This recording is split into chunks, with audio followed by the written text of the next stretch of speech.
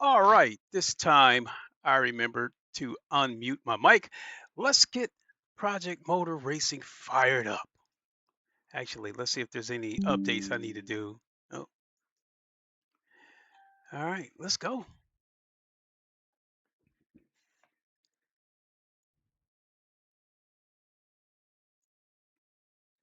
One second here while we boot up.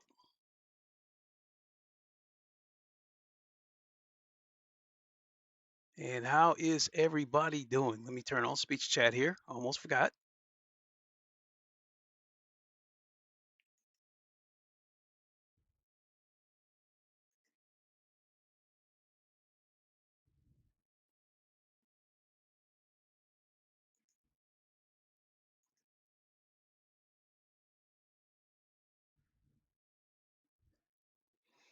All right. Boop, boop, boop, boop, boop, boop, boop, boop, boop.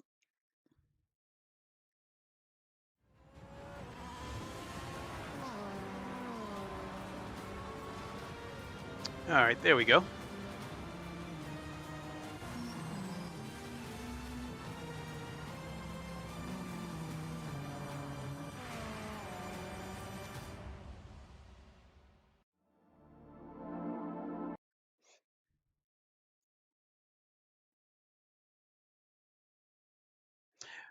All right, everybody. Thanks for tuning in. It is the Godfather of VR, the ageless one of the band Lincoln Clay. We're back for some more Project Motor Racing on a Saturday morning. Hope, or at least here Eastern time, in Grand Rapids, Michigan. It is 9:55 a.m. Once again, hope your morning, afternoon, evening is going great here. So, special shout out to my long lost brother Eric B. He is live on iRacing. So if you happen to pop over there, tell him Lincoln sent you. Tell him Lincoln said hi.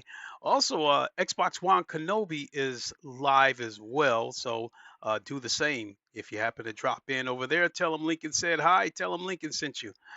And speaking of Xbox One Kenobi, um, if you look in the description of this stream, I put Jester, Boris, EJR, and X1 Kenobi in the description, because I got to keep the ball rolling and continue to acknowledge these gentlemen who have kept Project Motor Racing alive with community races. There's been so many times I've tuned into this game and it's been an absolute ghost town where there was nobody online on both community or rank.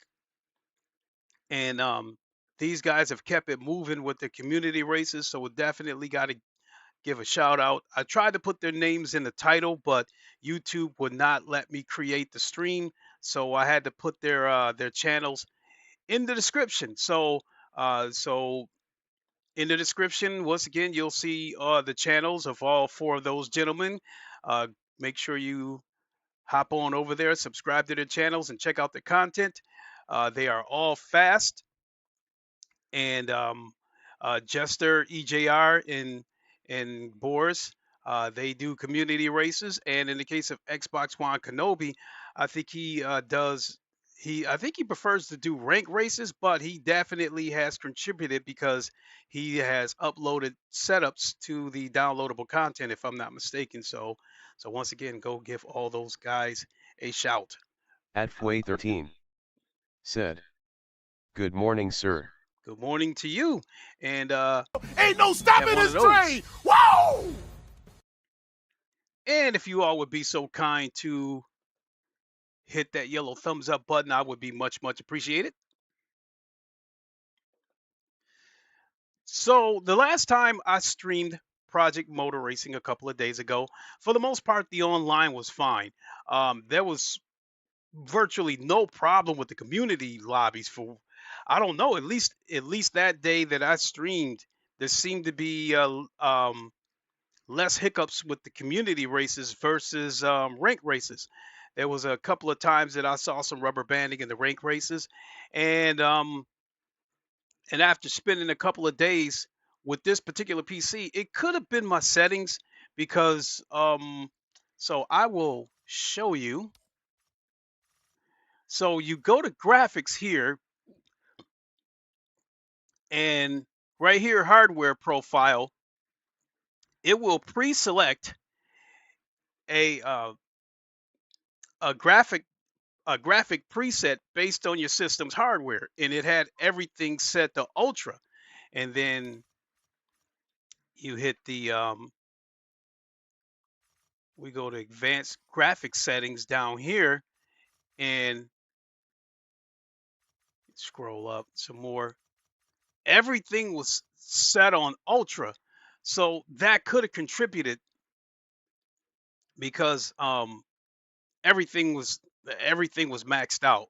Now I have this game running in 1080p natively for the purpose of saving resources, and with OBS, because if you run everything on 4K, run this game in 4K, stream it in 4K, it's going to tax the shit out of your PC. So, so I kept everything at 1080p. And so what I found was when everything was turned up, uh, since the game pre-selected the ultra settings, I found that I was getting anywhere between 60 and 80 frames per second at the ultra settings. And then I went and turned the settings down to quality. That gave me about another 10 frames. So I think I was ranging between 70 and 90 frames.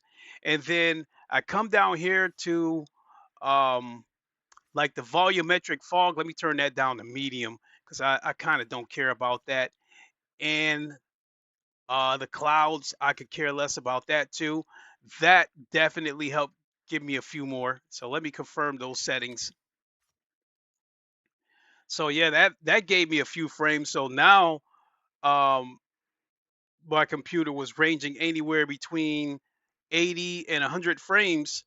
That was on with the single player races. For whatever reason, this game taxes your PC more on single player than it does online. And then when I went into the online rank, I was hitting the online races. I think I was hitting as high as shit. I think I was hitting about 100 frames. Um, Now this is my weakest PC. My other two PCs are much more powerful, so they get much more frames. Don't need to go into that. But for whatever reason, I'm like, well, this PC is my workhorse. I've explained that before. I use this PC every single day. One of the PCs out there, I don't even touch it. It's basically for my son. He is, that's his when he comes over on the weekends, so we don't get in each other's way. And then my 4090 out here, that's my beast. I built that when ACC was my go-to sim, and I wanted to be able to race it in VR with the best visuals possible because the VR was not well optimized. So if you wanted to get it looking really good in VR, you needed a super beefy PC. Now I'm at the point where I'm treating my wheelbases and my PCs kind of like the difference between Project Motor Racing and Le Mans Ultimate. I play Project Motor Racing when I have fun, and I play Le Mans Ultimate when I'm serious. So I don't know. It's starting to spill over to my wheelbases and my PC. I guess when I want to have fun, I'm on this wheelbase right here, which is my Logitech G923 True Force. And then when I'm serious, I'll get out there on my Fanatec wheelbase in my rig. So, but I'm definitely faster out there on my Fanatec wheelbase. Let me see. So let's see what we got here. Guess let's check the community races first. Here's a spa. We can jump in there.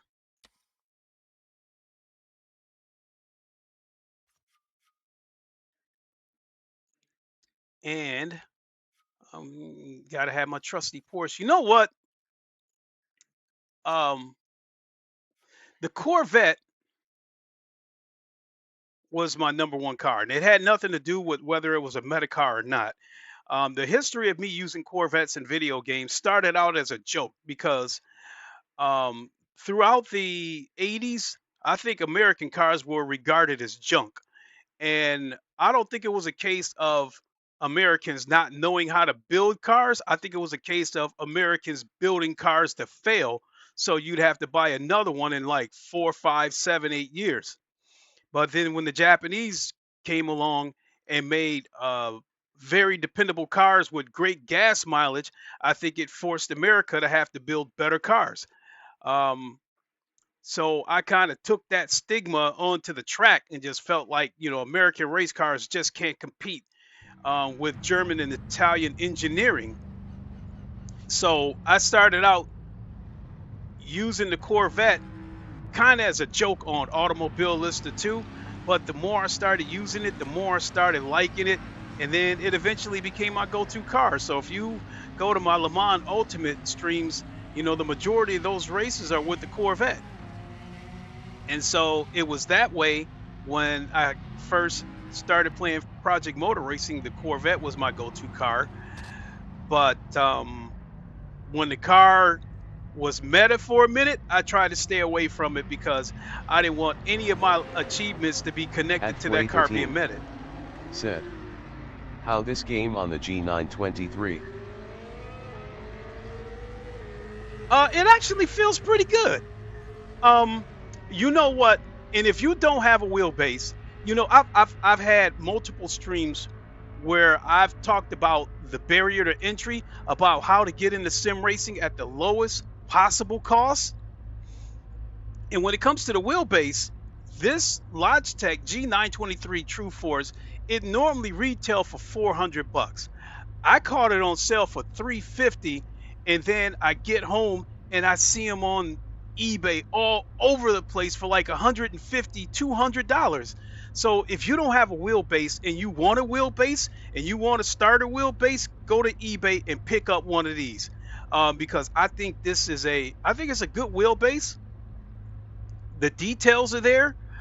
The big thing is that on some of the games, the resistance isn't all that good because this wheelbase is only 1.2 Newton meters, whereas my DD1, my Fanatec wheelbase is 20 Newton meters, which is strong enough to break your wrist if you're not careful. But this one, so you go to the vehicle setup, and then you go to steering wheel. So I've got it set to 1.7, and then up here, force feedback strength at 1.56. To me, it is for this wheelbase, that's perfect because it gives you just enough resistance that you can be assertive with your inputs, with your steering inputs, but don't really have to fight it. So yeah, that being said, if you don't have a wheelbase and you've been playing this game on controller or any of them for that matter, I think this is a good wheelbase. Now, you have to be careful because there is an Xbox version and a PlayStation version. So if you get the Xbox version, it will not work with the PlayStation and vice versa. So if you're on console, make sure if you were to go on eBay and get one of these, make sure you specifically check to see whether or not it's a PlayStation. Said, word. I use it on GT7. Interested to see how it handles this game. Yeah, I use it on GT7 too. See this wheelbase right here, because it's the PlayStation wheelbase, I use it on both this PC and my PlayStation. In the force feedback, yeah, actually feels pretty good on GT7.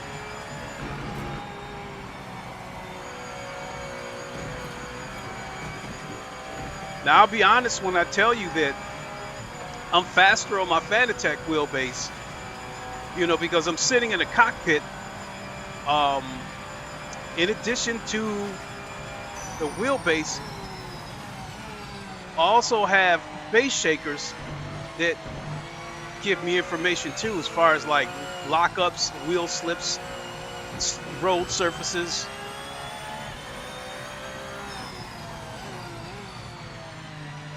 Now I will admit, like the wheelbase, the True Force wheelbase is fine. Now I have to admit that I think with the force feedback, I think they do need to add a little bit more road detail.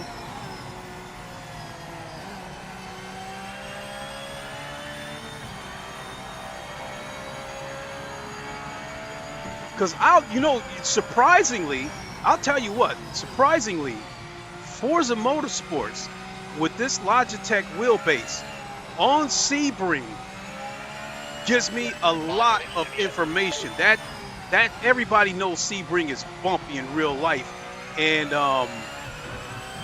you definitely feel the bumps on Forza with this wheelbase.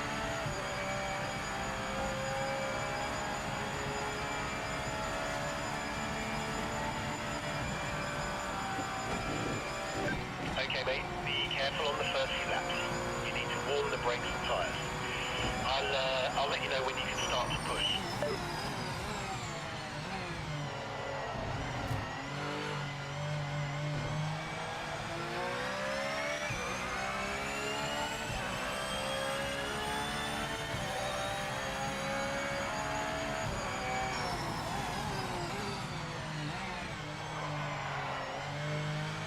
Oh shit!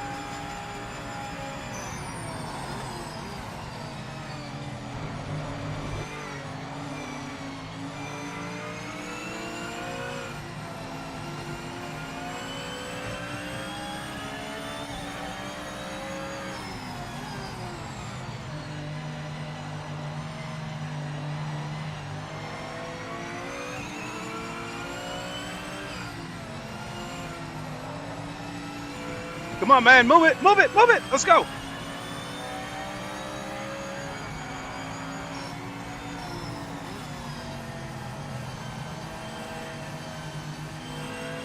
Come on, let's go, let's go, let's go.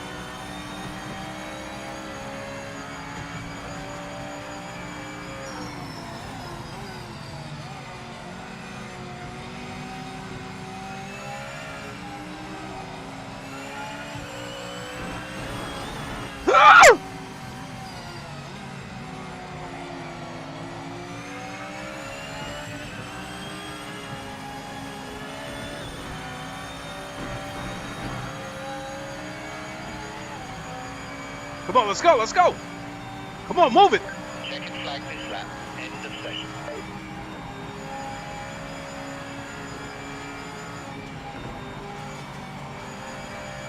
Come on, let's go, let's go, let's go. Let's go. Come on, move it. This is a community lobby, so I don't really care about the fastest lap. You didn't have to move, man. I was just joking.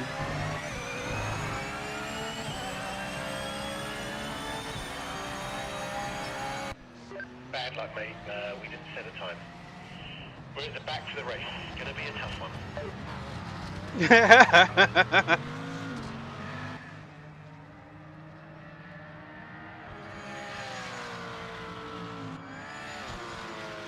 But when this race starts, you cockroaches better move.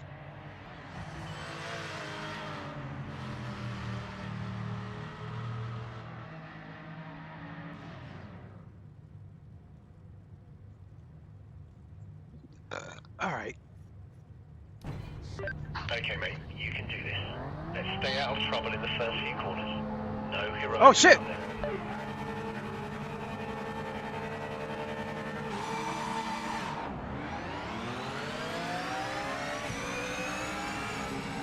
I'll let him go because I don't want the turn one wreck. I don't want no smoke.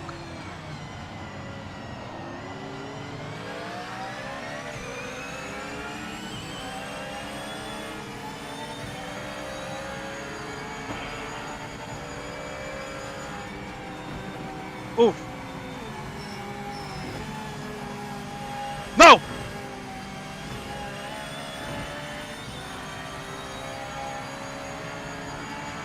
Come on, dude. Give me room. Give me room.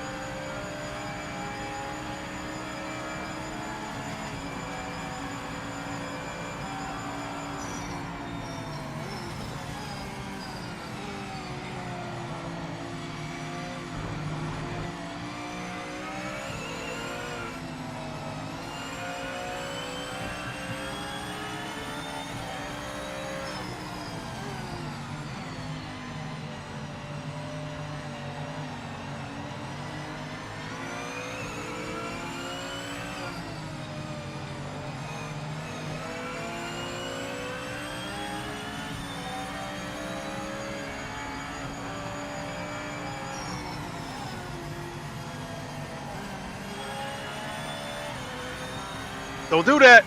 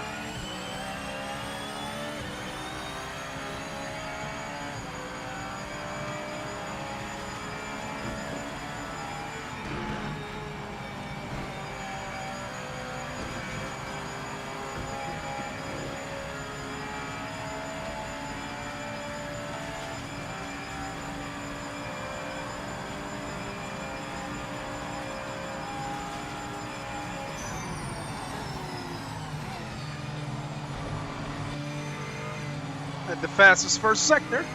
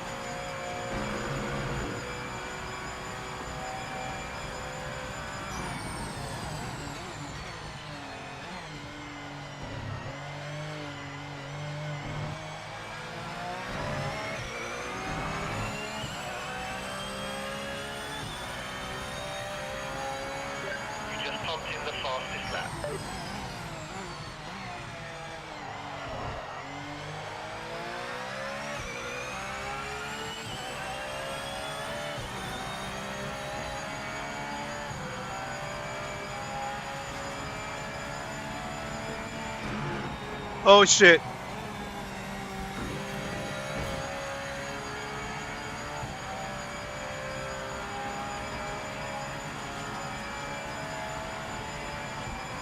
Well, 218.5 is still my fastest lap.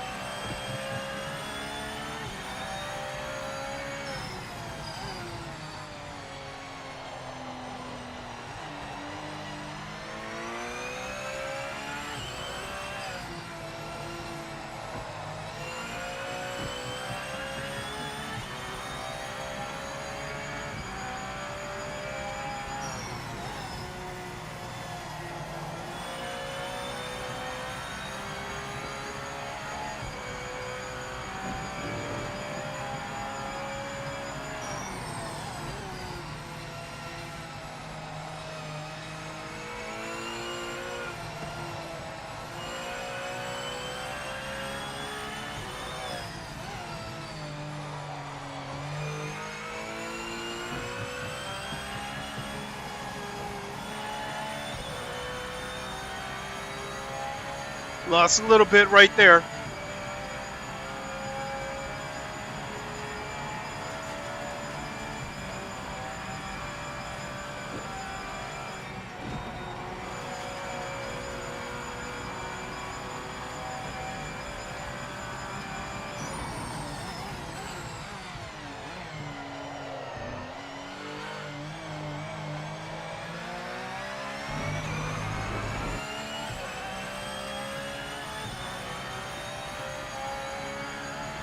.1. If I hadn't made those mistakes earlier, I probably could have gotten to the 217s.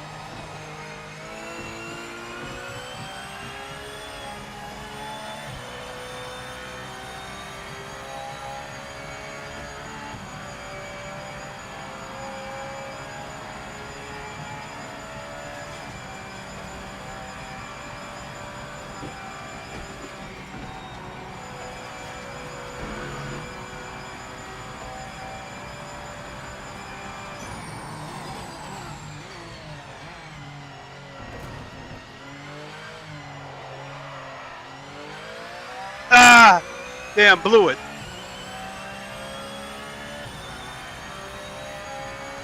Great job so far. Final lap now.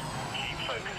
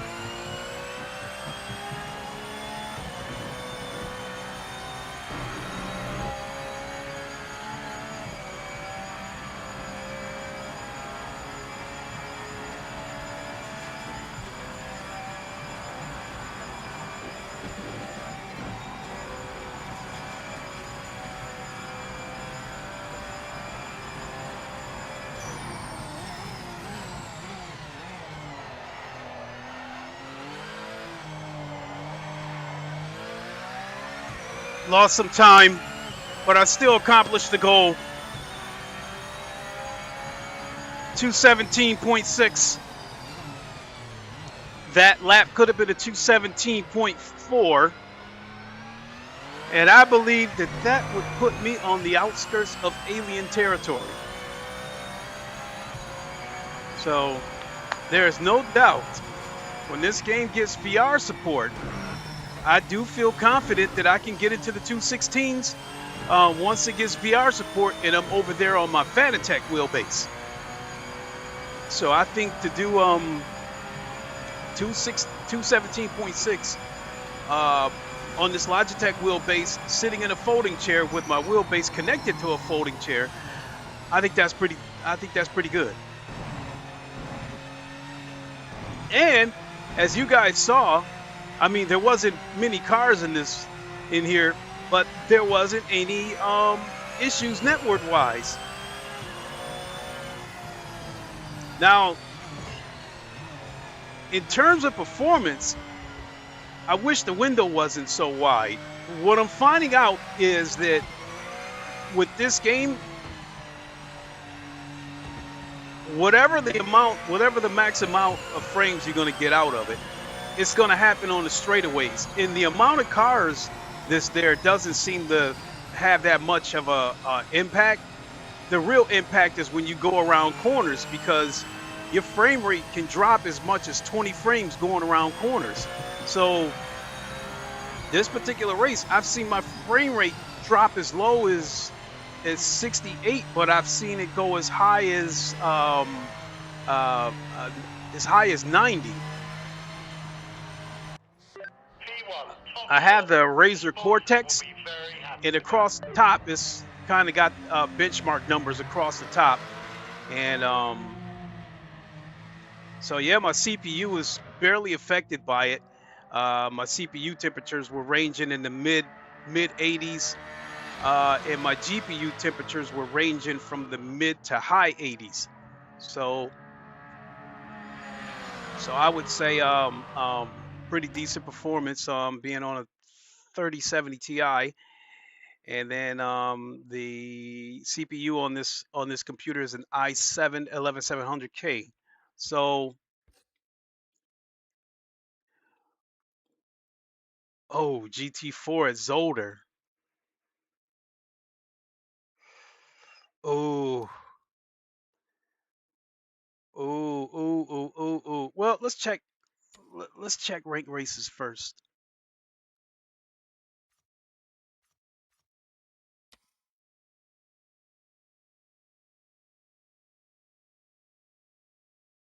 GT. Damn. I mean, I just came off of Spa, but that was a community race. I want to do this GT3 Pro Cup at Spa, which is a rank race, which would go towards my ranking.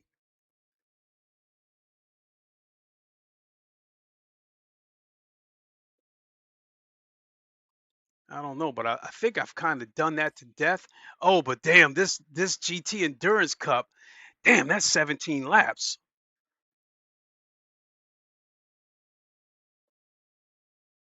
Let me see what car would I go with? Um,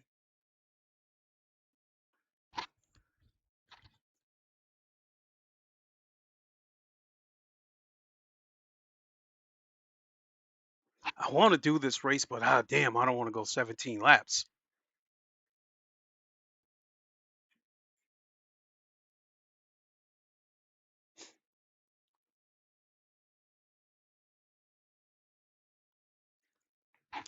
And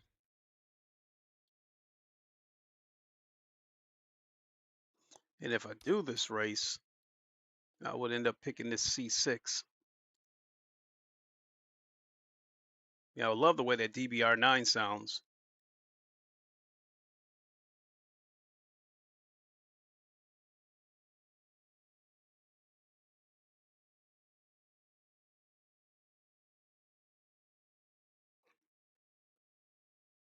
Okay, so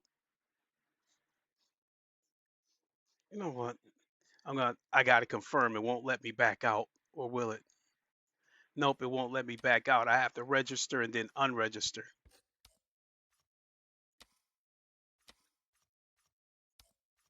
All right. So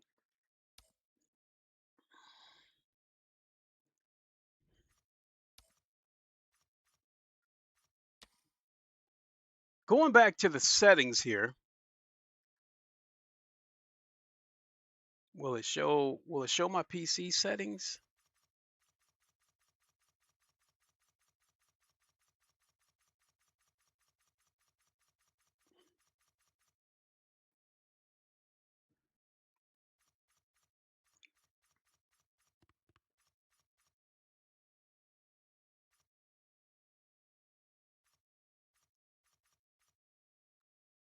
Um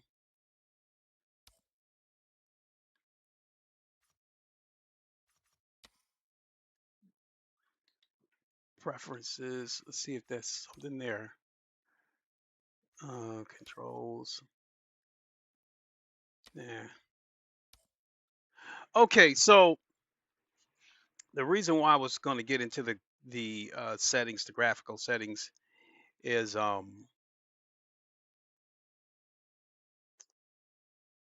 for those of you who haven't been living under a rock, you probably heard about the substantial price increase with the PlayStation consoles.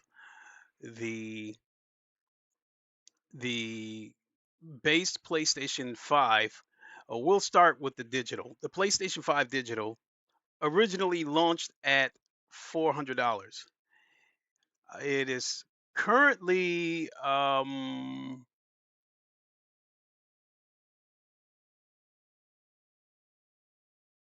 it is either currently $450 or $500.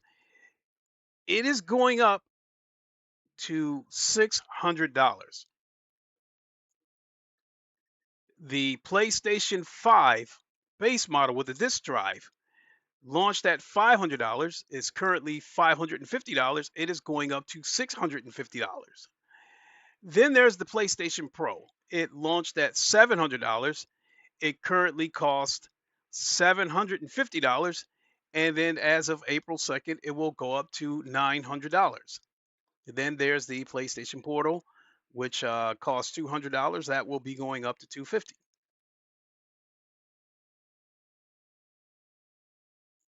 I've conducted some tests. I've had a good number of computers pass through my hands.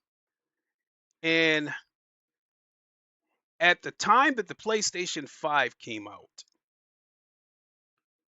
one of my lower spec PCs had a RTX 2070. I think I can show it to you guys because I think I still got it laying around.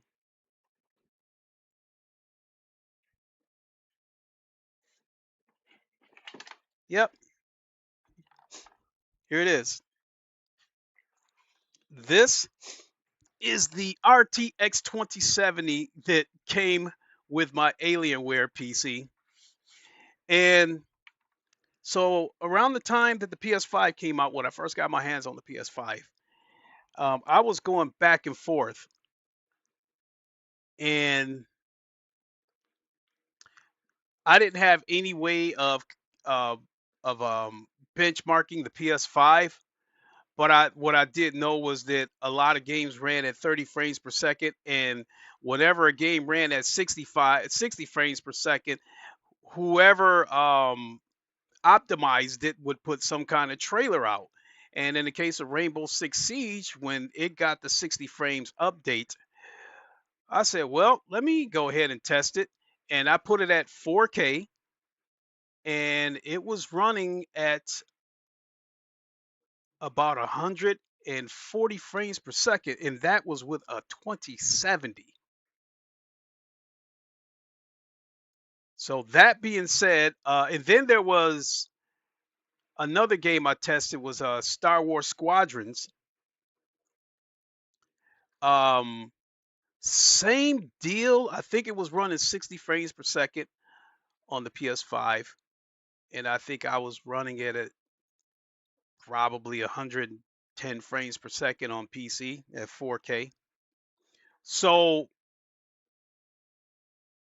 as a baseline, in raw rasterization, I compared the PS5 to a 2070.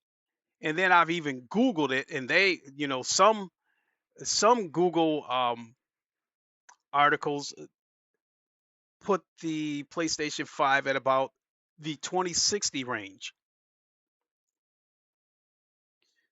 So in comes the PlayStation Pro, and this pisser and this and that and that and that, and the fanboys, went wild and wanting to put the PlayStation Pro up against, 4070s, 4080s, 4090s, especially with a little help from Digital Foundry.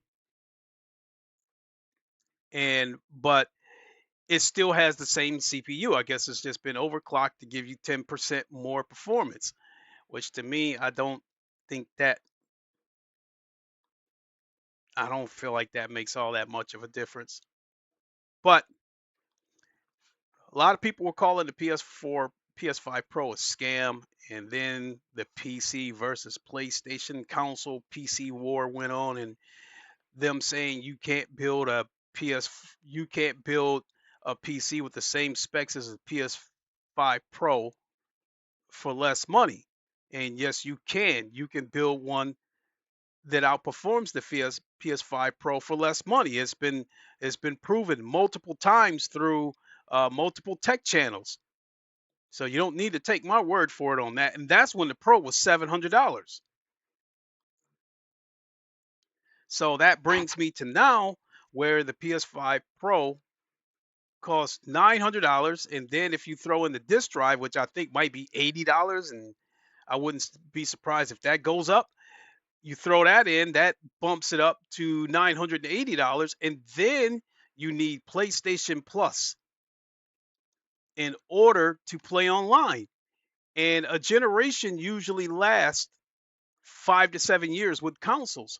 So if this generation at 7 years, at $80, well, it hasn't been $80 the whole generation. So Sony has been incrementally raising the price of PlayStation Plus. It started out at $60. So To put it in the middle, I'm going to say $70. So $70 over the course of 7 years is $490. So $980 for the PlayStation, for the PS5 Pro. Basically, you're looking at $1,400 over the course of 6 or 7 years. This PC I'm sitting at right now with a 3070 Ti, which I believe this PC outperforms a PS5 Pro,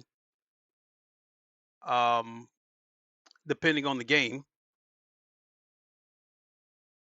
Because a lot of those games on the PS5 are upscaled to 4K from 1440 or even 1080p. So raw rasterization, this PC definitely outperforms a PS5 Pro. That being said, I've talked about the specs, and this is my weakest PC. Even though it's my daily driver, it's the weakest. I've said it so many times. It's got a 3070 Ti. The CPU is a i7 11700K. It's got 32 gigs of DDR4, and if I were to switch over to DDR5, that would give me an extra 10 to 15 frames right out the gate.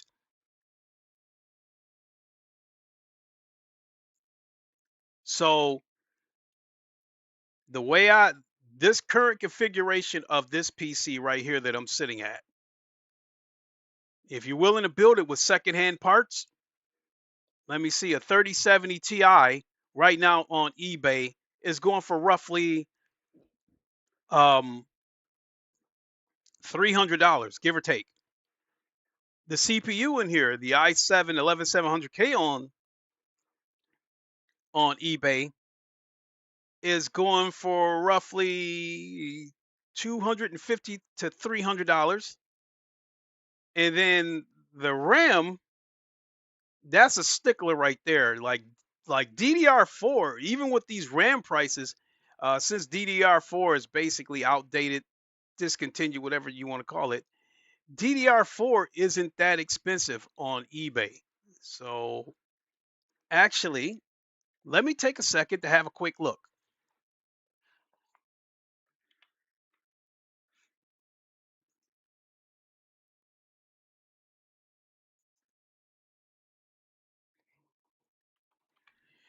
eBay DDR4. We'll go with 32 gigs, because if you were to ask me for my recommendations, I would say put 32 in there, and then you would definitely be covered. So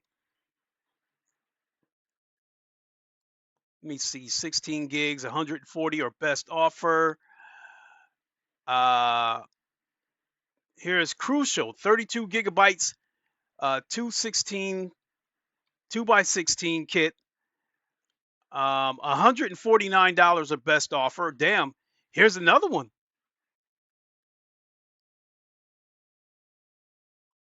G.Skill Ripjaw V32, 32 gigs, 2x16 gigabytes, DDR4, 2400 memory, 128 or best offer.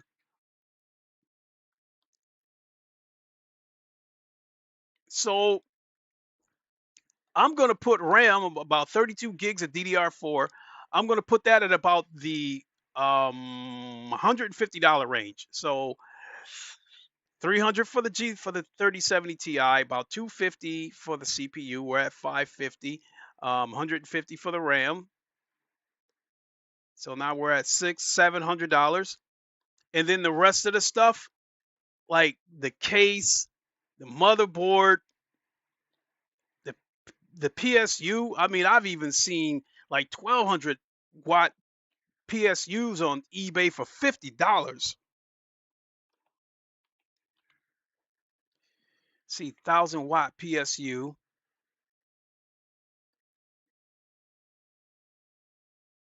Yeah, here's one for $60 or best offer. Another one for $65 or best offer. Here's one, look like an old industrial power supply, with $49 or best offer. So what? Now we're up to 300, 550, 6, 7, 750. And then all, like I said, all the rest of the stuff, the motherboard, you could probably get a motherboard. Yeah, I don't know. You probably get a motherboard off eBay for $100. I don't know what they're going for these days at Best Buy. My guess is probably anywhere between $150, $200. So where am I at now? 300, 550, 600, 750, and then the motherboard, I'll call it $100. 8 850.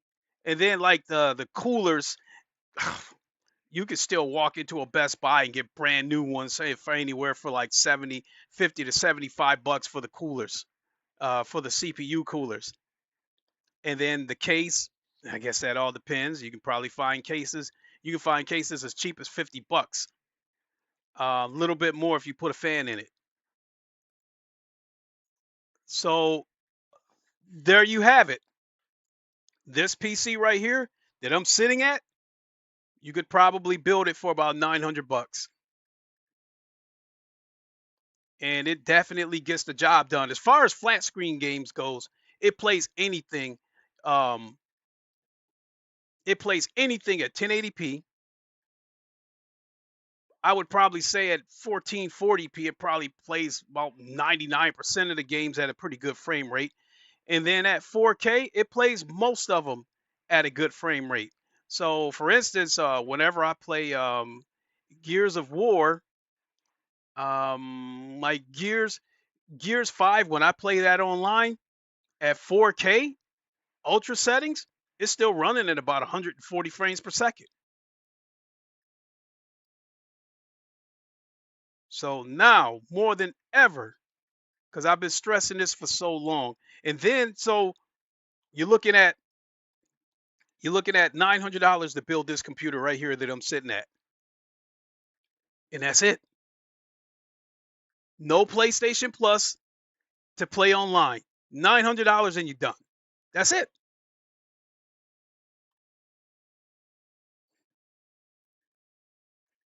So these fanboys, when they talk about how you can't build a PC for the same price as a PlayStation with the same specs, there's a couple of things to consider. These fanboys are throwing in the FSR shit, the DLSS, the fake frames. They throwing that shit in there. They're throwing in that you would have to buy new parts. And then shit, I think the PSU on the PlayStation 5 is only like 250, 300 watts. And I just mentioned to you guys, I was just looking at eBay. You can get a 1,000-watt power supply for as little as $50. So anyone come to me and say PS5 or PC, I would fiercely recommend going the PC route.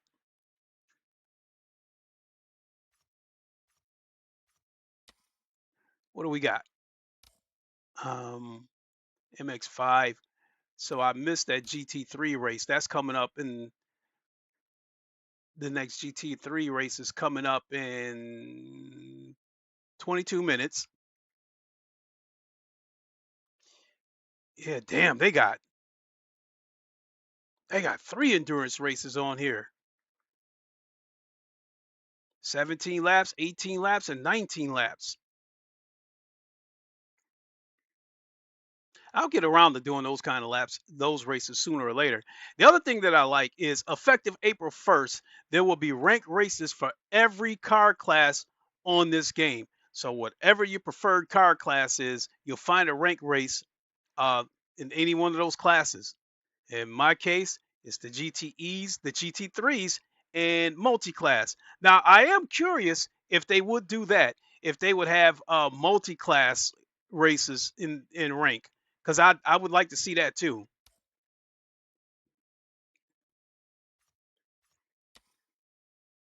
Oh shit, we got a few lobbies here. GT3 has, oh shit, GT3 has solder. Let me go over there. Shit. Let me see. Where am I at?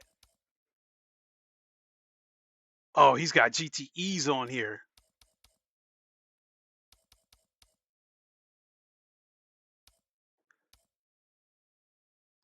So this used to be the um Metacar. My gut is telling me that the Porsche is going to take the corners a little bit better. So I will go ahead and take this one. Yeah, this is a GTE class, so I'll go ahead and take the Porsche. The Porsche 911 RSR GTE sounds good on this game, but I have to be honest and admit that I think Automobilista 2 has the best sounding RSR GTE, and I would probably put this one second, and I would put the race room version third.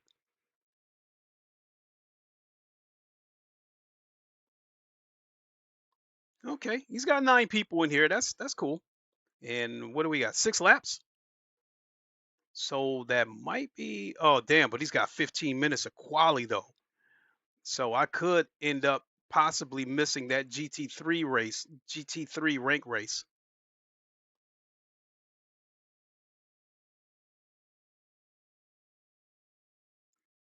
If we would have been on any other track, I think I would have taken one of the V8 cars just so I can hear that rumble, because the Corvette C7, the BMW M8, the Viper, they boy, that muscle car rumble that they got.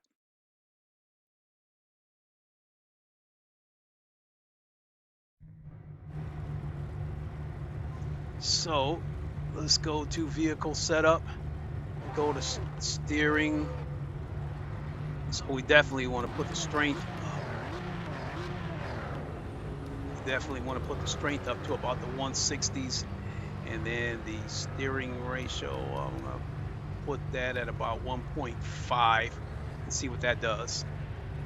And we will save this setup. See what we got.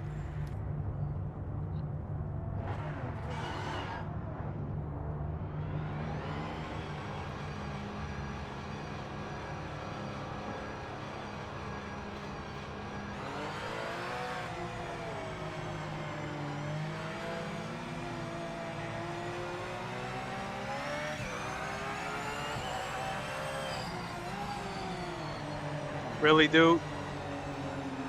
You trying to race right out the pits?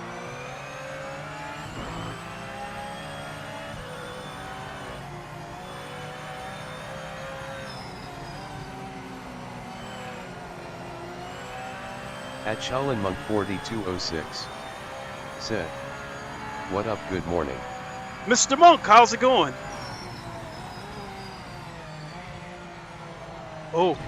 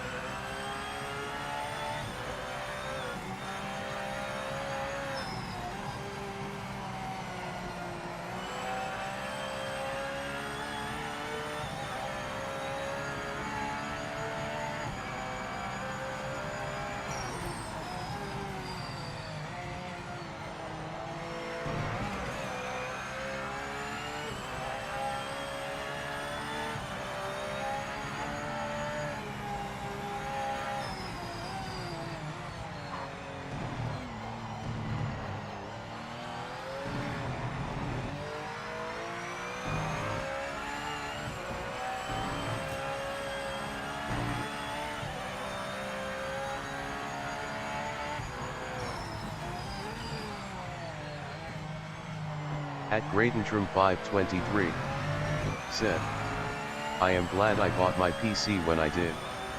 I own a PS5, so I am not going to get bothered about price hikes or the Pro system. You're all set then.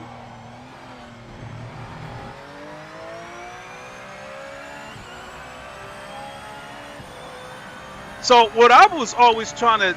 That's the fastest lap. Nice one. Here, let me go ahead and park. Go back to the pits. So on my other setup, I'm on a Fanatec wheelbase, sitting in a rig. I like all that stuff. The wheelbase, the rig, the PC, all that shit. I have to guess that I probably spent, I don't know, probably about just that setup alone out there, about $7,000–8,000. And I try to tell people so many times, because while I did spend a lot of money on that, I can also be a bargain hunter too. And I always try to tell people that if you want to get into sim racing, you don't have to drop an arm and a leg. You know, especially when the PS5 was still costing $500. At the time, you could catch a PS5 on eBay for like $350. So I was trying to explain to people that for 1 week's paycheck, you could get into sim racing. You could buy a PS5 off eBay for $350, and then this Logitech wheelbase right here, you can buy that off of eBay for another $150, $500. You're set. You got your PS5, you got your wheelbase. So sim racing doesn't have to be expensive. Even with these outrageous RAM prices and everything going up. Now, at Greatentrum523 said, my spending cap was $3,000 for a PC. Oh shit. I got it good. LOL. Oh shit. If you exhausted every bit of that $3,000, then I assume you've got a pretty beefy PC. What do you got? I'm curious. My PC out here that I spent $4,000 on it has a 4090 in it, and I've had a couple of different CPUs in it. I started out with an i9 12900K. It now has a 7800 X3D in it. I kind of don't see any point in upgrading to the 9800. I mean, I could, but I mean, that PC out there, it's like driving a Ferrari on a 20-mile-an-hour road where the speed limit's only 20 miles an hour. All that extra power that just is sitting there, you can't really do anything with it. But I still like having the extra overhead, make no mistake about it.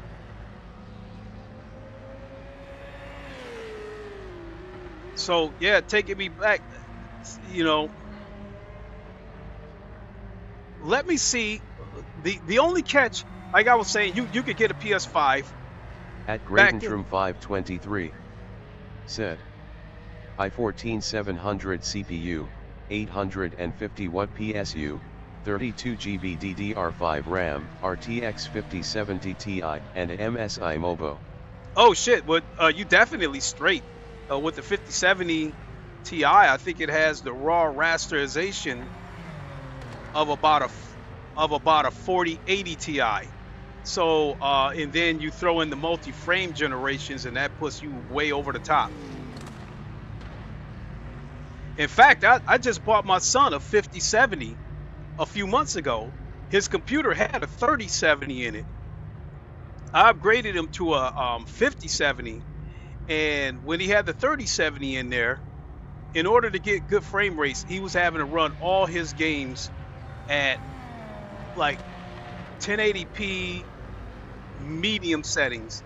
But since I upgraded him to the 5070, he's running all of his games at 1440p at higher ultra settings, and he's getting good frame rates. So he absolutely loves it. So with that being said, you having a 5070 Ti, yeah, you're in pretty good shape. You won't need to upgrade for quite a while.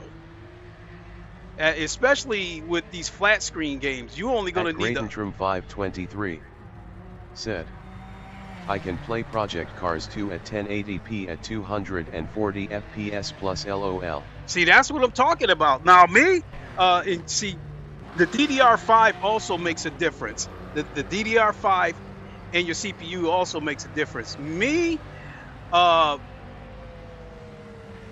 as I was telling people earlier, at 1080p at ultra settings on this PC, I'm getting about 80 frames out of Project Motor Racing. Now, if I turn it down, the graphical settings, like when I turn down the volumetric fog and turn down the clouds, and I think I turn the shadows down to medium, and then if I'm not streaming, because that takes up extra frames too with OBS, when I turn that stuff down to higher medium, I can get around 110 frames.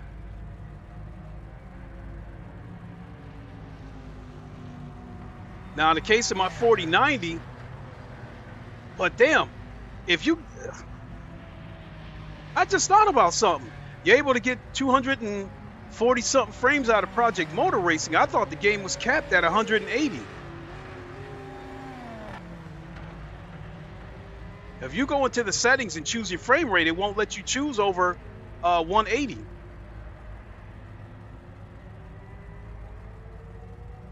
Here, let me go in here and at Greatentrum523 said, I do 1080p because my TV supports 240 Hz at that resolution. At Greatentrum523 said, otherwise if I got 1440 or 4K I get 144 Hz.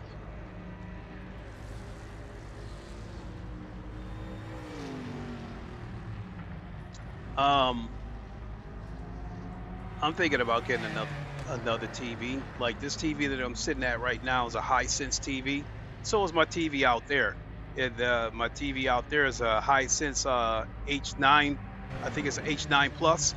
At the time that I bought that TV, it was Hisense top of the line TV, and I think the picture and the quality was comparable to a Samsung Q6, maybe even a Q7.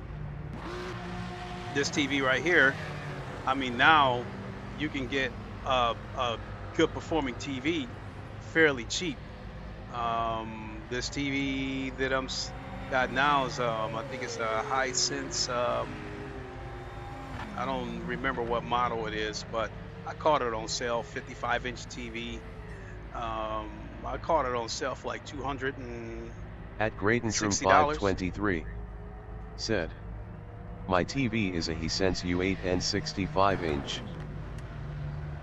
Okay, so I think when it comes to budget TVs, I think the Hisense brand gives you bang for the buck. Now that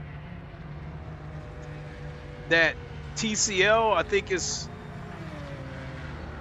Q-Dot or whatever, or ULED or whatever it is, that sounds like it might be a good budget TV too, that gives you the quality of a premium TV without the price. But in any case, when this TV that I'm sitting at here, when you put it in game mode, my son actually likes the response time of this TV. I've got a couple of LG monitors, 144 Hertz monitors with a 1 millisecond refresh rate. But those are 32-inch monitors. So when my son wants to play on a TV, he likes using this one here because the refresh rate is actually comparable to a monitor. I think it's like, I've seen the refresh rate when my son was playing games be anywhere between 3 and 5 milliseconds, and he said that's good enough to get the job done. So he thinks it's good enough that whenever he wants to play on the TV, that this is good enough to get the job done. Now I guess when he gets serious and he wants to go into his esports mode, then he'll jump on the monitor.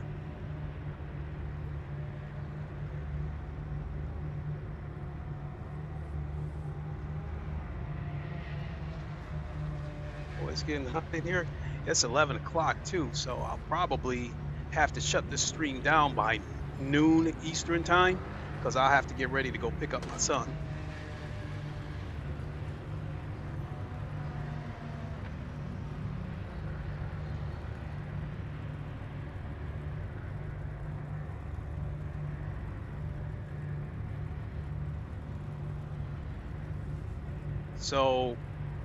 So yeah, with all these skyrocketing RAM prices, if you're looking to build a budget PC and you're willing to build it with secondhand parts, it won't cost you an arm and a leg with all, despite these soaring prices.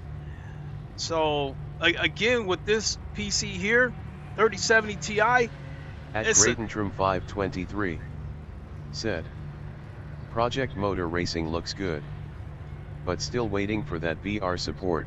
Same here. I am, matter of fact, here, let me grab my headsets and show you those.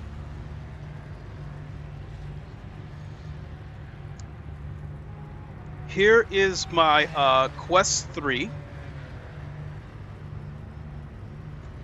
And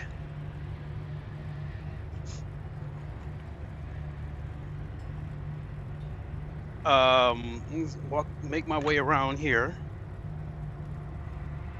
And here is my PSVR 2. So with Project Motor Racing, originally I was not going to buy it day one. I was going to wait until it got VR support, but they made me an offer I couldn't refuse. As a pre-order bonus, you got the entire GTE class.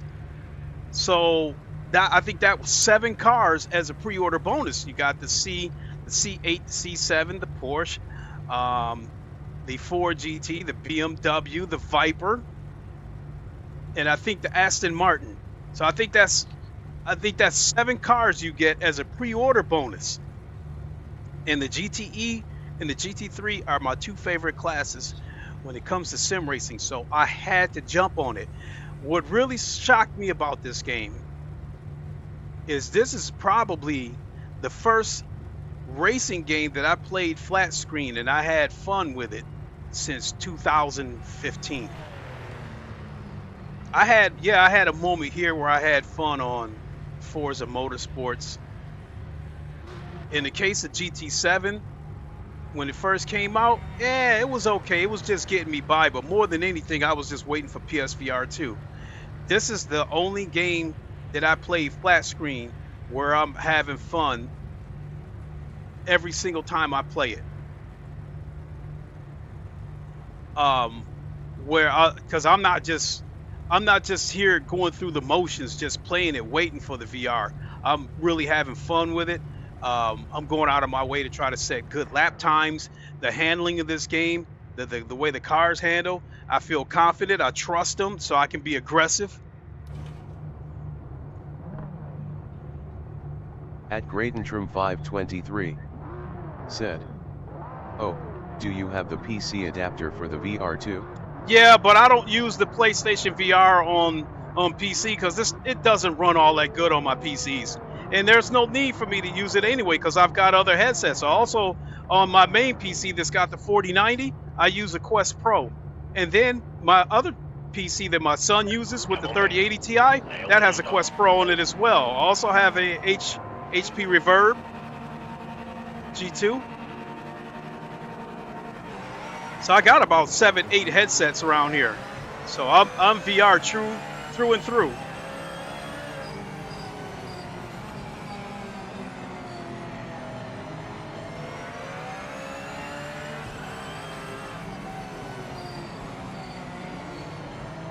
So look at this, it's pretty good. You know, so far the network's looking pretty good.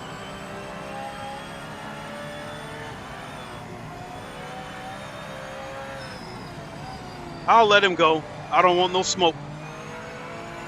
I don't care about being in last. I'm just having fun.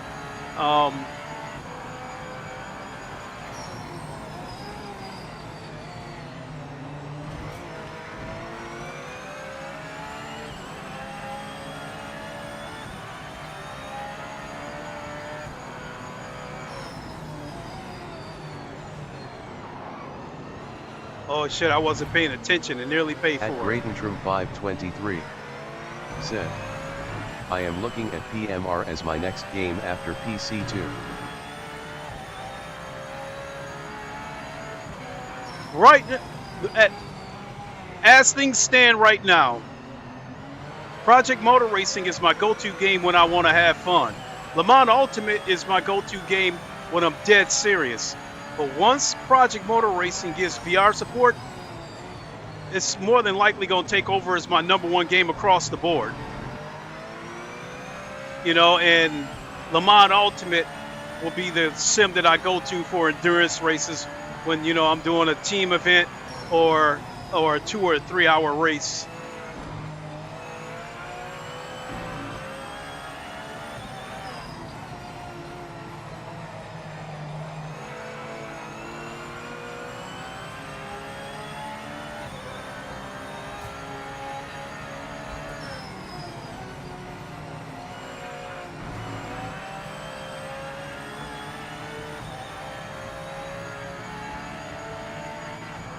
Nah, I don't want any trouble. Go ahead.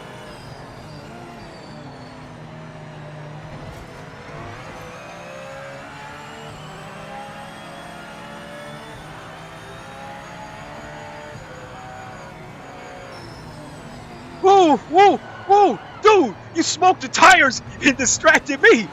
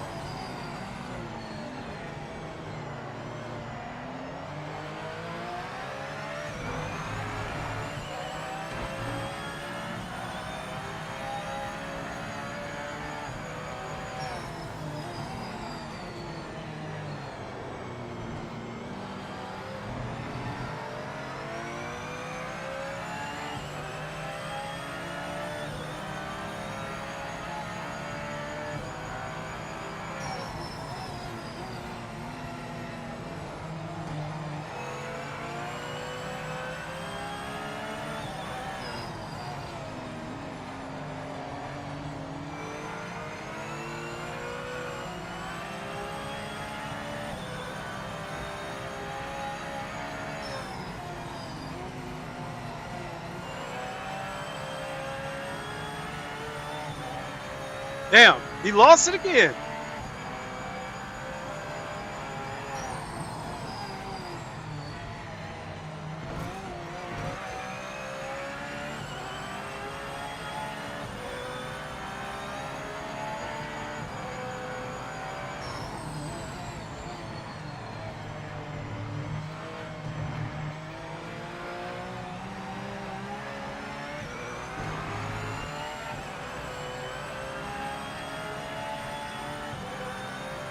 At Greatentrum523 said, what about Automobilista 2? Oh shit, Automobilista 2, the undisputed king of VR. No question.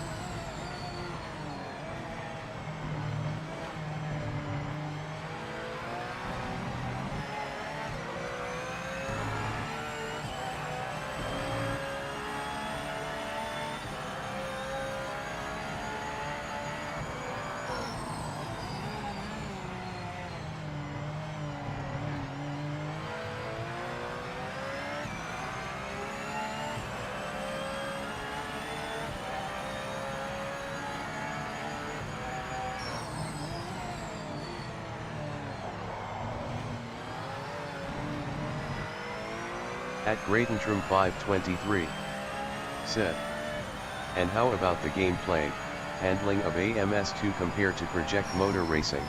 Okay, I'll have to. Okay, we're gonna talk about that after this race. So we got one more lap to go.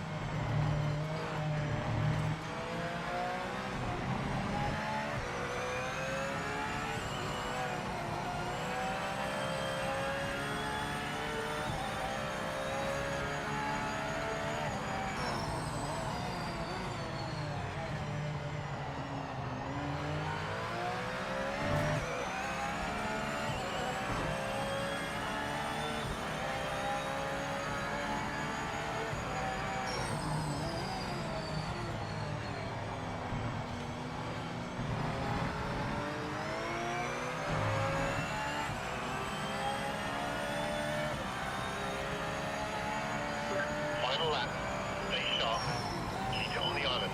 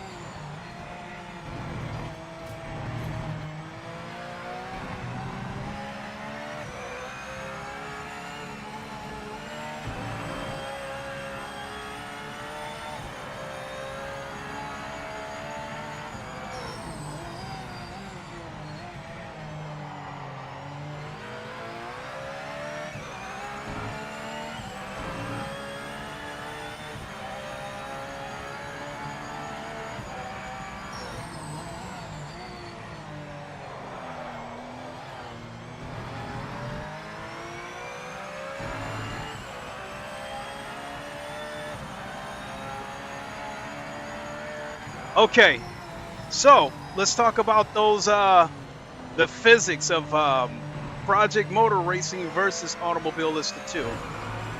I'm going to leave this session so I don't get distracted, so I can go right back to the main menu and talk about this.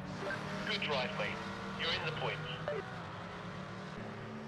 I think I'm going to save that replay because I wasn't trying to set any personal best. I was just having fun. And yeah, that Porsche handled pretty damn good.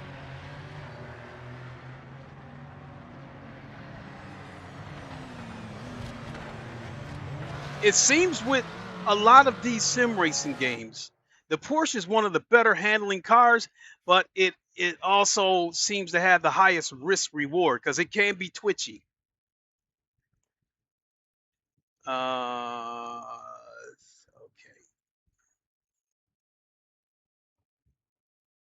All right, so okay, so physics, handling versus Automobilista 2, Project Motor Racing. Both of them do what I like. Both of them, when you hit your brake marker like you're supposed to, and you turn and you lift, the car will rotate. At that point, it's just a matter of waiting for the car to get pointed in the direction that you want, and then you can get on the throttle, but you can't smash it because the cars will still snap loose on both of them, on both those games, if you try to smash it straight to the ground, you still have to finesse the cars a little bit coming out of the apex. But what I like the most is that when the tires are warm, the cars will rotate when you turn. In the case of like Le Mans Ultimate, that is not the case. You lift and the car will still slide right off the track. If you want the car to rotate in Le Mans Ultimate, you have to modulate the brakes. In other words, you have to keep hitting the brakes until the car finally gets pointed where you want it, and then you go. But with these games, Project Motor Racing and Automobilista 2, as I said, you hit your brake marker, you lift, turn, the car rotates. And it gives me the utmost confidence in the cars in both games where I can be aggressive. Where with Le Mans Ultimate, if I miss my brake marker, I'm going off the track. 'Cause that's all to it.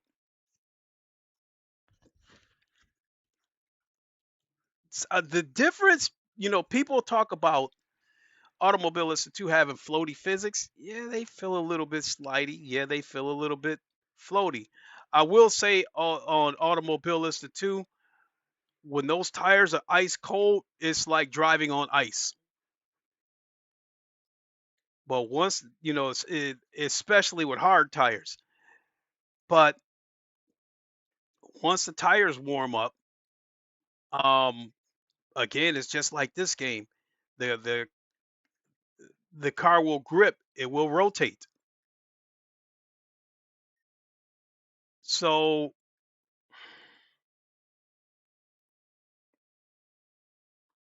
as far as all things being equal, the same track, the same car, same conditions, my lap times are about the same between Automobilista 2 and Project Motor Racing. The big thing standing out is that when I'm in Automobilista 2, I am in VR. I am a faster driver in VR. That being said, I will turn in faster lap times once I'm in VR on Project Motor Racing.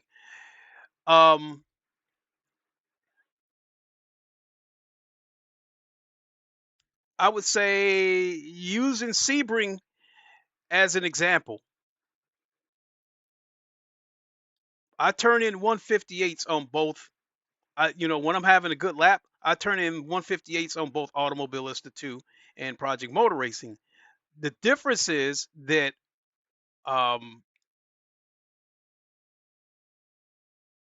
when Project Motor Racing gets its VR support, there's no doubt in my mind I will hit 157s on Sebring.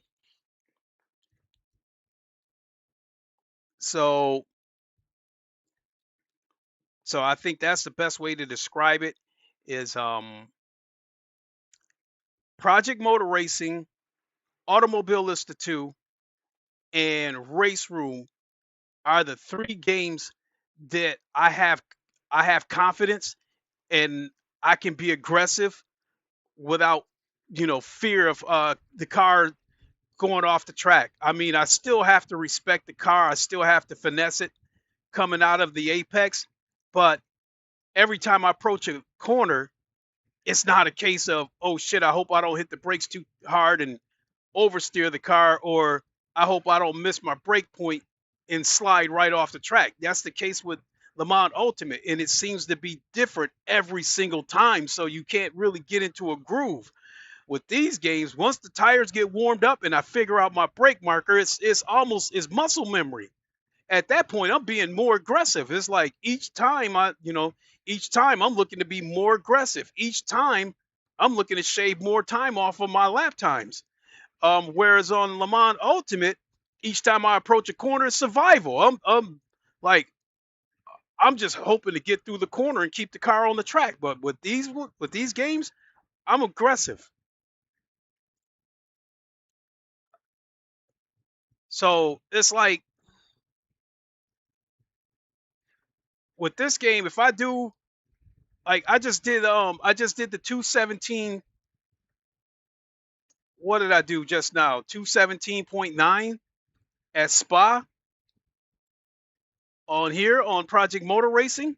So once it gets VR support, there's no doubt in my mind that I can get into the low 217s or even the 216s once it gets VR support and I'm on my other rig. I did this, the 217.9 on this Logitech wheelbase. But the point still being that each lap,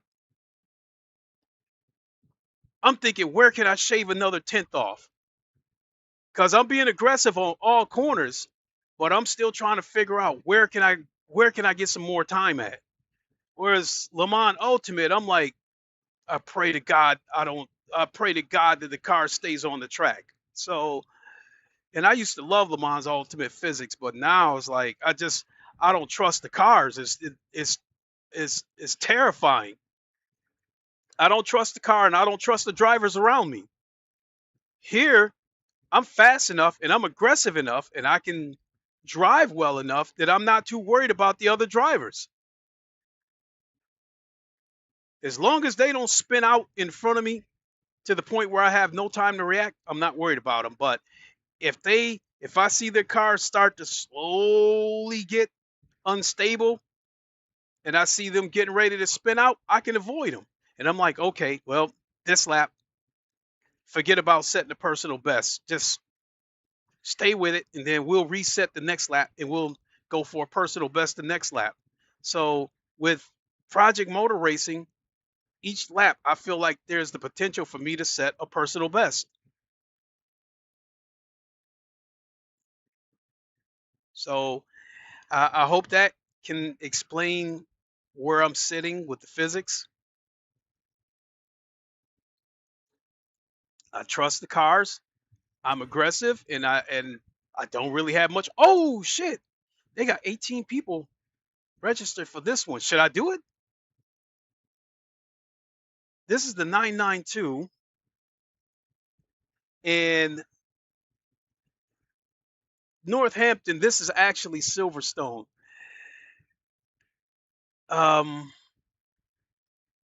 There's 7 people registered for that.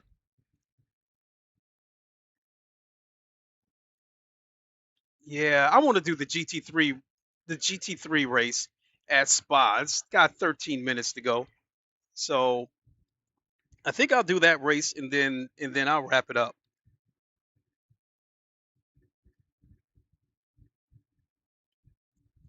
But just to reiterate, folks, just to remind you all that once Project Motor Racing gets its VR support, I mean, the way things are right now,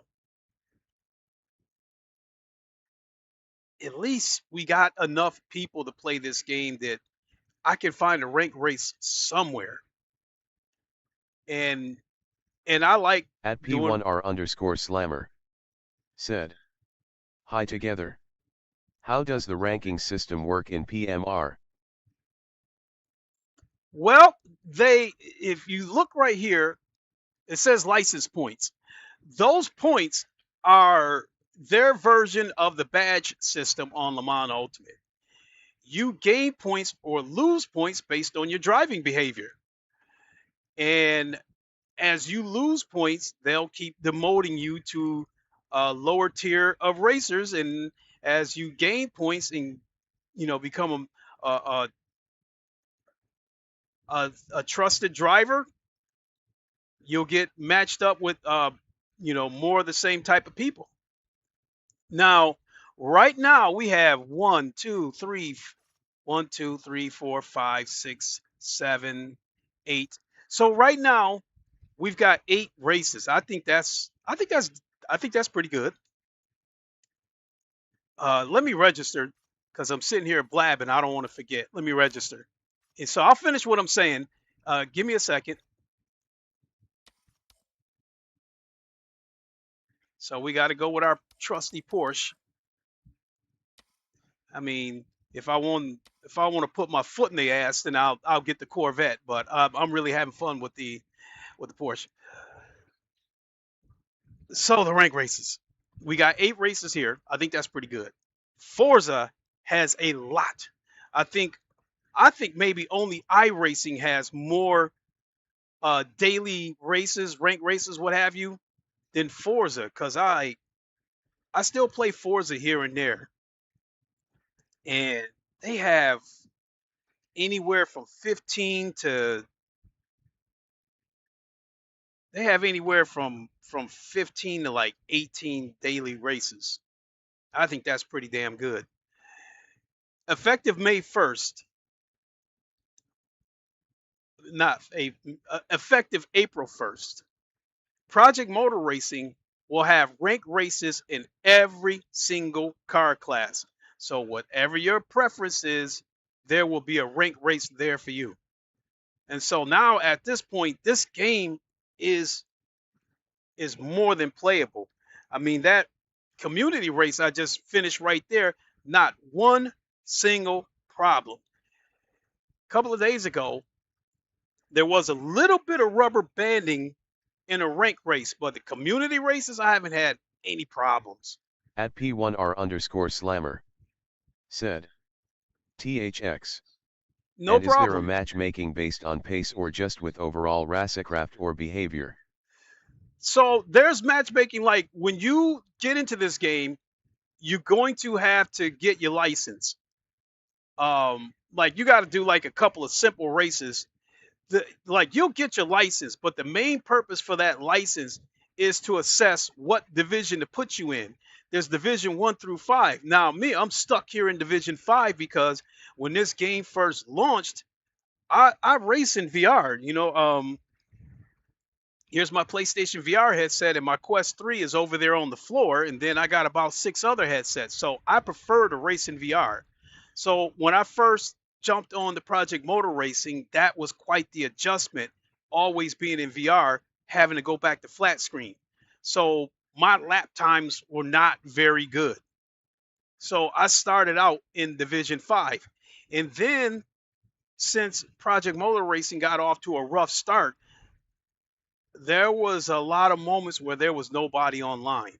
I didn't see anybody registered for the rank races. There was barely a blip on the radar with the community races. Again, shout out to my friends Jester, Jess Boris, EJR, Xbox One Kenobi. These guys kept this game alive with community races. Now, nothing to shout out to the devs too, because I think they worked really hard on this game. And it's just so sad that some of these big YouTubers are ripping this game to shreds. This is really a good game. I love this game, and I have a lot of fun on this game.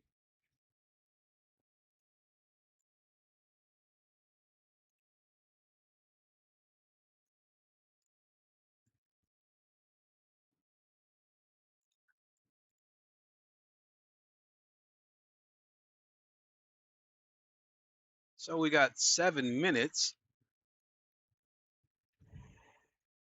I think that gives me long enough to get a drink. My headset that I'm wearing is wireless.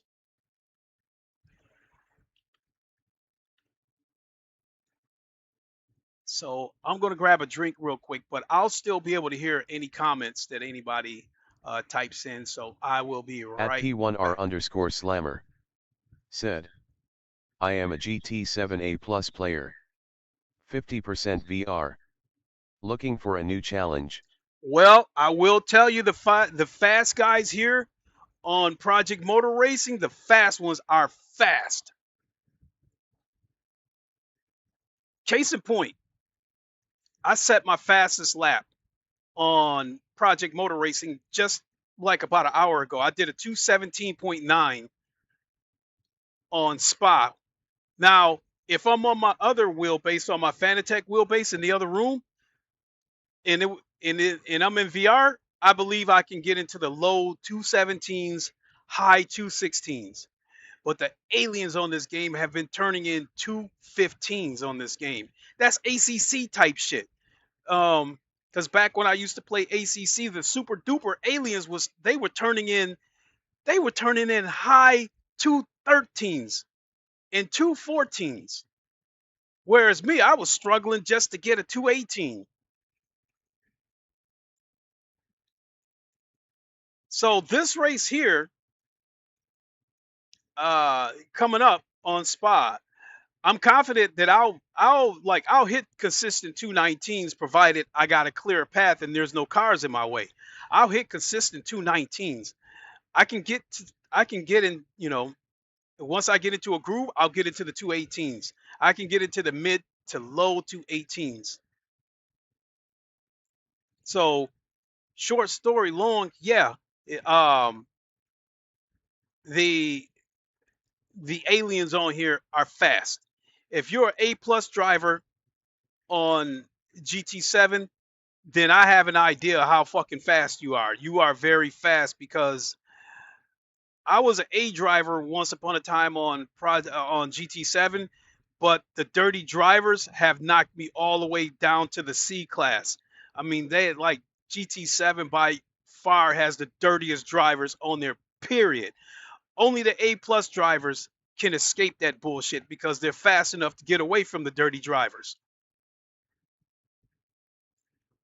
So that being said, if you're an A plus driver, because I believe I was an A minus driver on GT7. So yeah, you pretty damn fast if you're an A plus driver on GT7.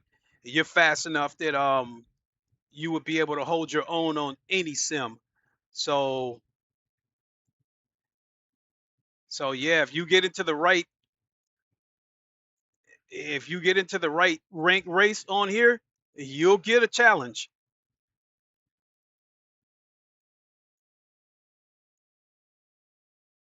So, all right, folks, I'm going to grab that drink and I will be right back.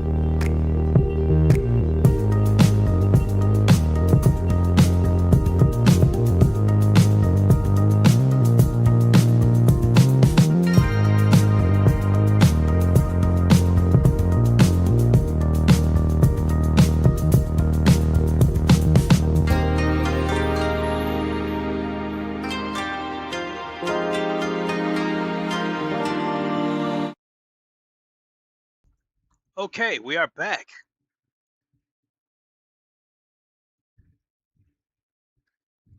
And just a reminder, folks, I would appreciate it very much if you were to hit that yellow thumbs up.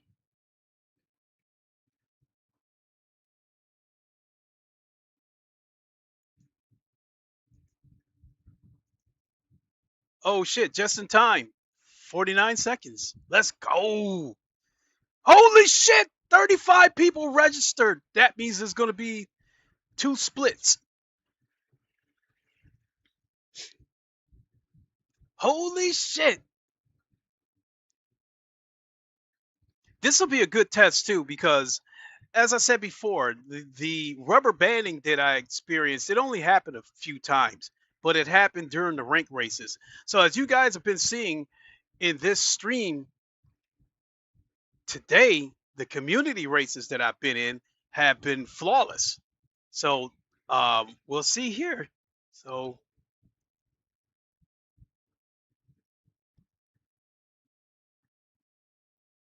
all right, let's get in there and bury those cockroaches.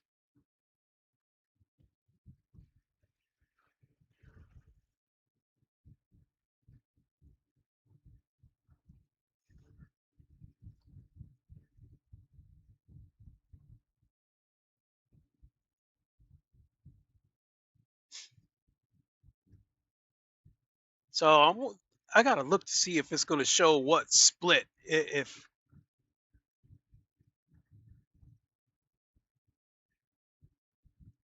another thing that I've noticed that and I don't even have this game loaded on a SSD, but it's been loading fairly fast. Is it showing the splits remaining? No, unfortunately, it doesn't show splits.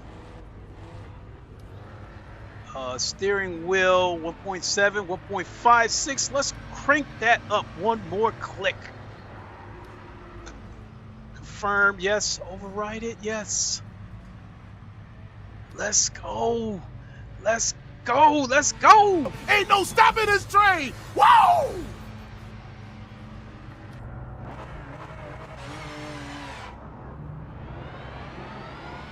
Okay, yeah, we got 20 people in here. So there's definitely two splits, because a total of 35 people registered. The most that I've seen people register for a race was about 39 people.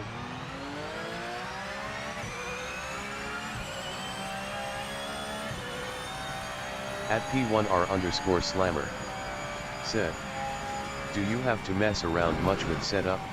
Nah. I don't like it too much. Oh, there's community setups. So this game supports mods. So it allows people to upload their setups. So you just go to the download section and click on setups, and you'll see all the setups community has loaded up there. So you ain't got to play with shit. You know, if you don't want to mess around with setups, you ain't got to play with anything.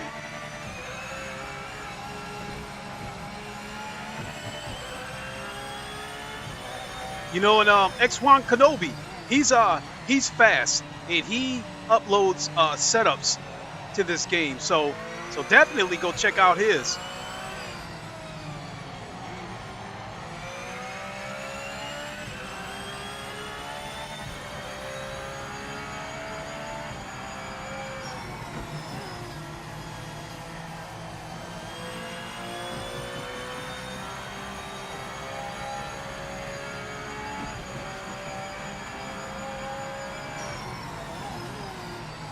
So far, so good with the network.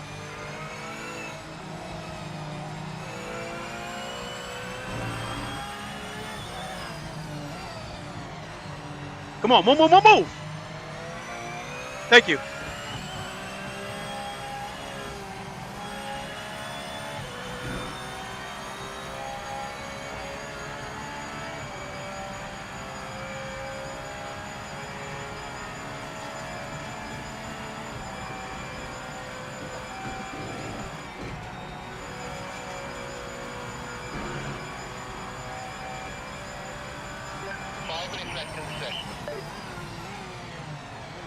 Oh, too deep, but this is still just the outlap, so no big deal.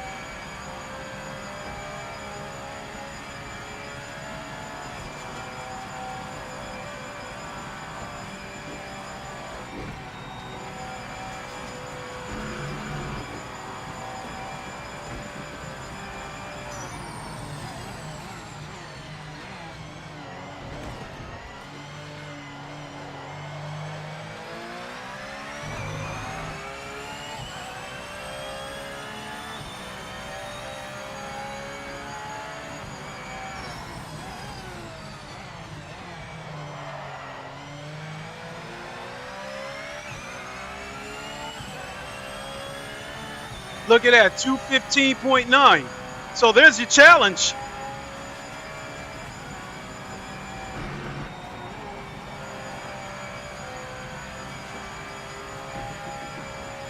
So yeah, you say you're looking for a challenge. There's your challenge.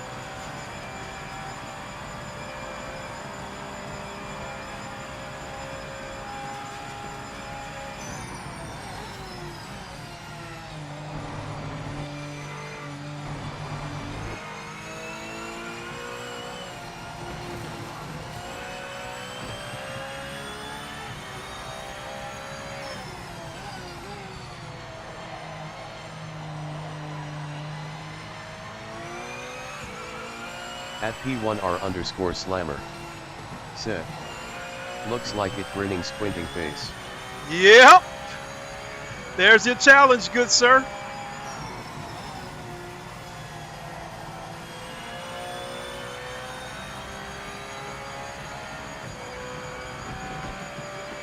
Oh no! They invalidated the lap! I was on my way to a 218.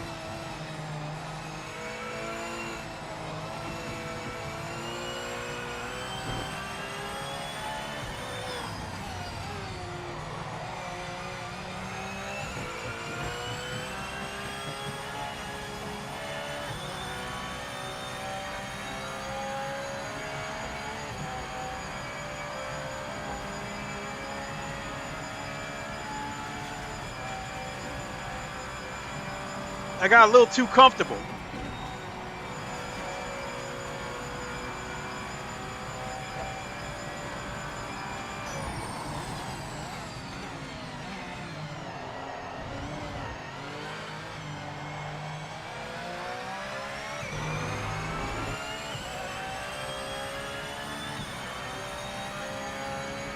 .9.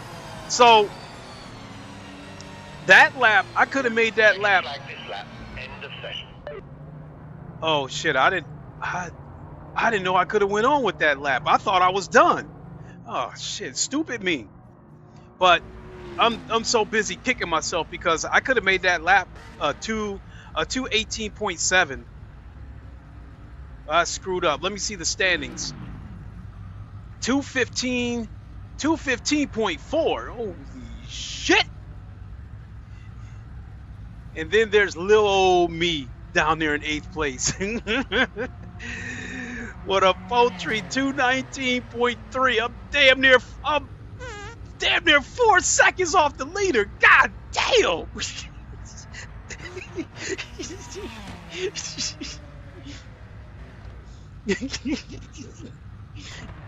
At P1R_Slammer said, I was starting on ACC, but on console and even Simgrid there is not too much players.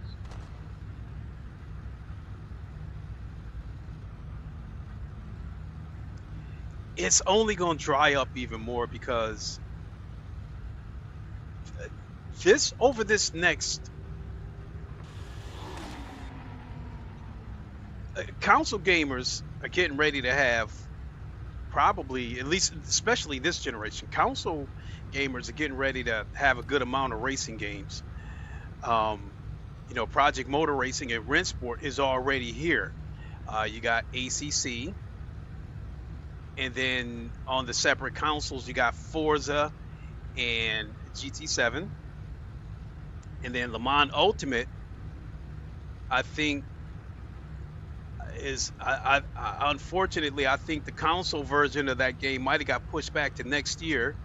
And then there's the Endurance Motor Series, which is also coming to console. So counting all those games, Rennsport, Project Motor Racing, I'll just stick with the PS5 to make my point easier. Project Motor Racing, Rennsport, GT7, Le Mans Ultimate, Endurance Motor Series, and AC Evo at some point will be coming to console. That's 6 games right there. Oh yeah, then I forgot to mention ACC. So that's actually 7 games. So if ACC is drying up on console, it's going to keep drying up as more and more games, more and more racing games make it to console. So I mean, we've already been eating good on PC for God knows how long when it comes to racing games, but now, you know, console users about to start eating good too with racing games.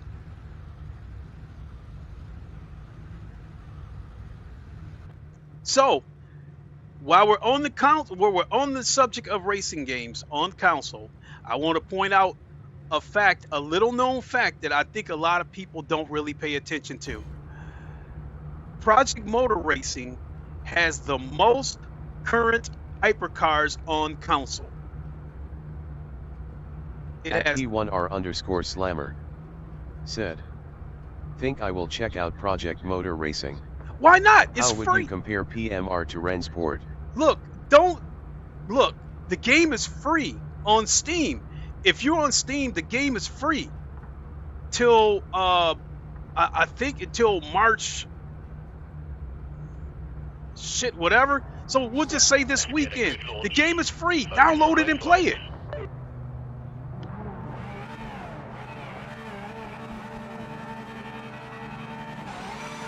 And then if you happen to like the game, it's 50% off on PC and 43% off on console.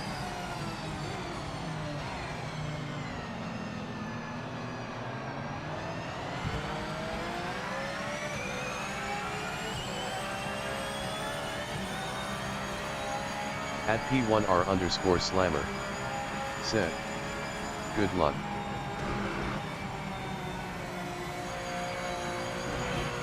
So yeah, like, you don't have to take my word for anything. Go download it yourself and play it for free. God damn, this Lambo, he was on my ass for a second.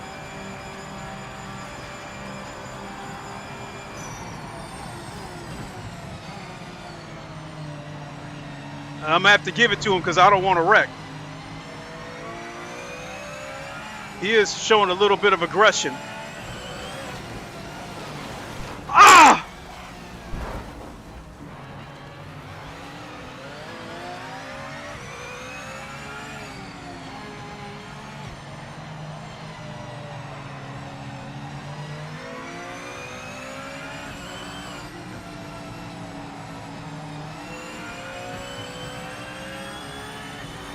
Those dudes up front, I'll never catch them.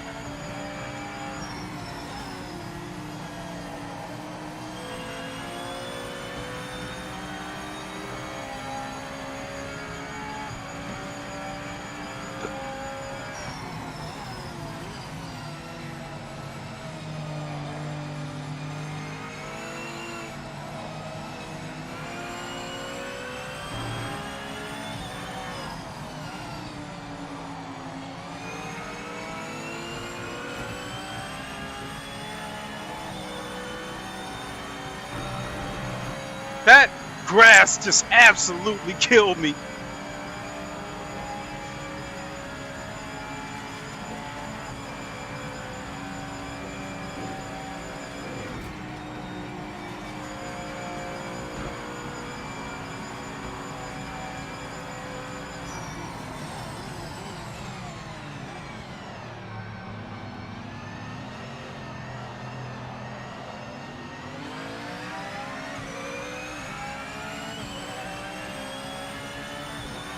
Everybody's driving respectable too.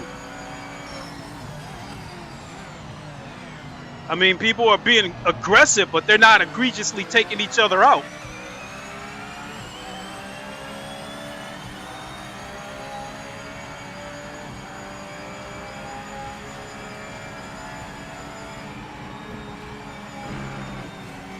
That's another sign that I think a few people have made their way to Project Motor Racing, because in the beginning, these rake races were the wild wrecks. It's wrecks all over the place.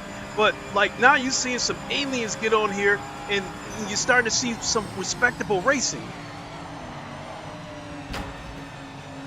He lost it a little bit, so I got the fastest first sector too. Holy moly.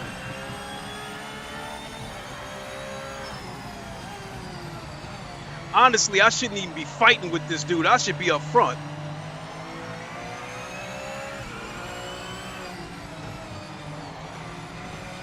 I think I'm gonna have to flash him and ask him to move over.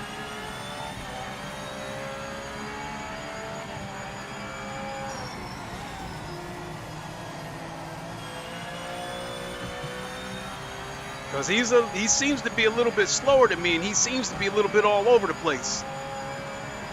So I'm asking him nicely to move over. If he doesn't, then he might force me to have to try something. Well, prayer answered.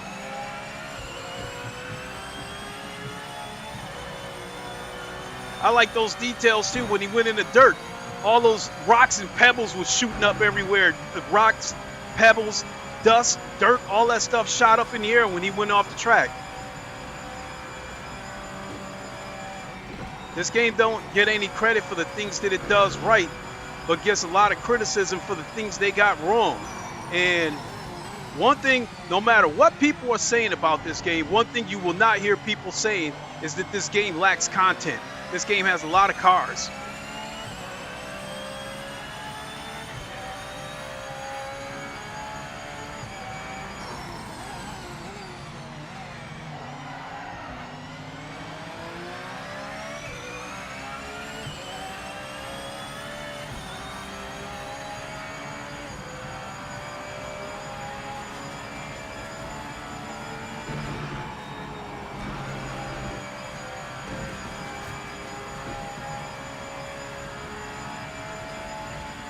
See if I can walk this dude down.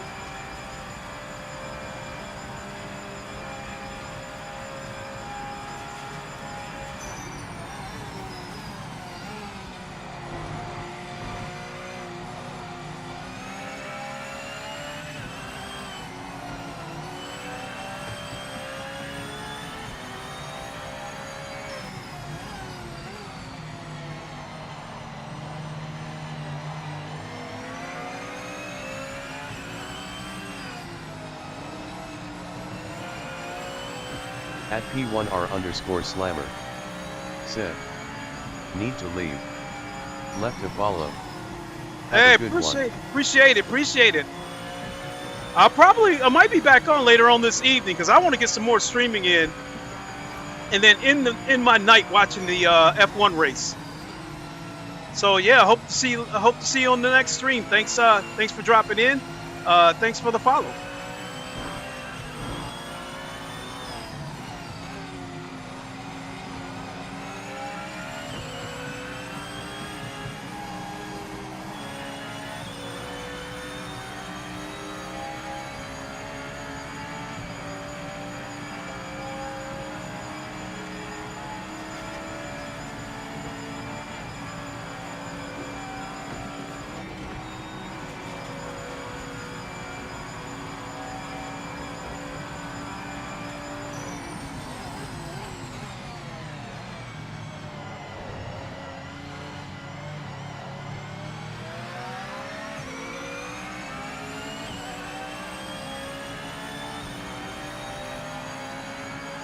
$218.5. All right.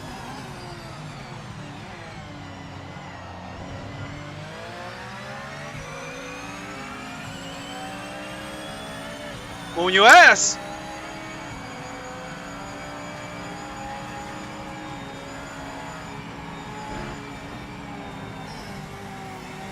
I don't want to hit him. I don't want to hit him.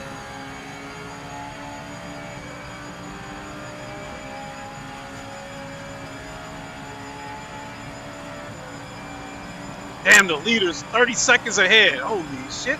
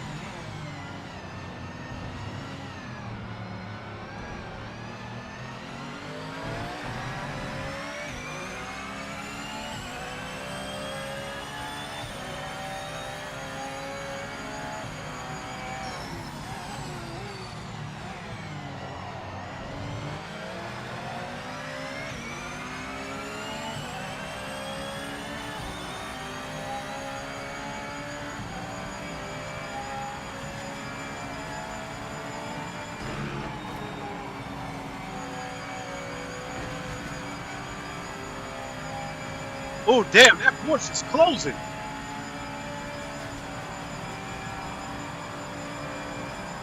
He might have a busted headlight, though.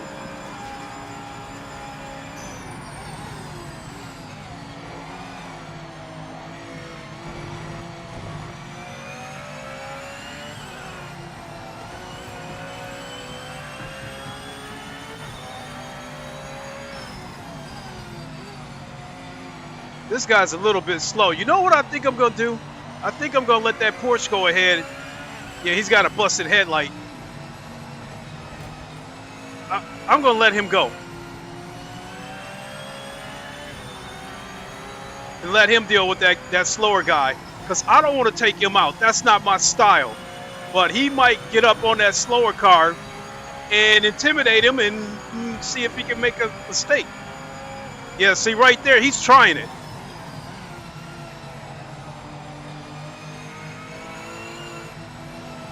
So let him do my dirty work for me.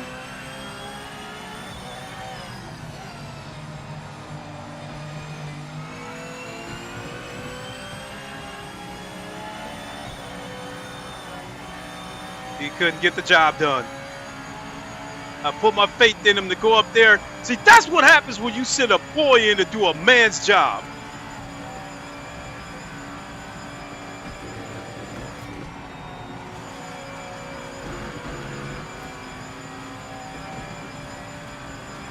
So I take care of this myself then.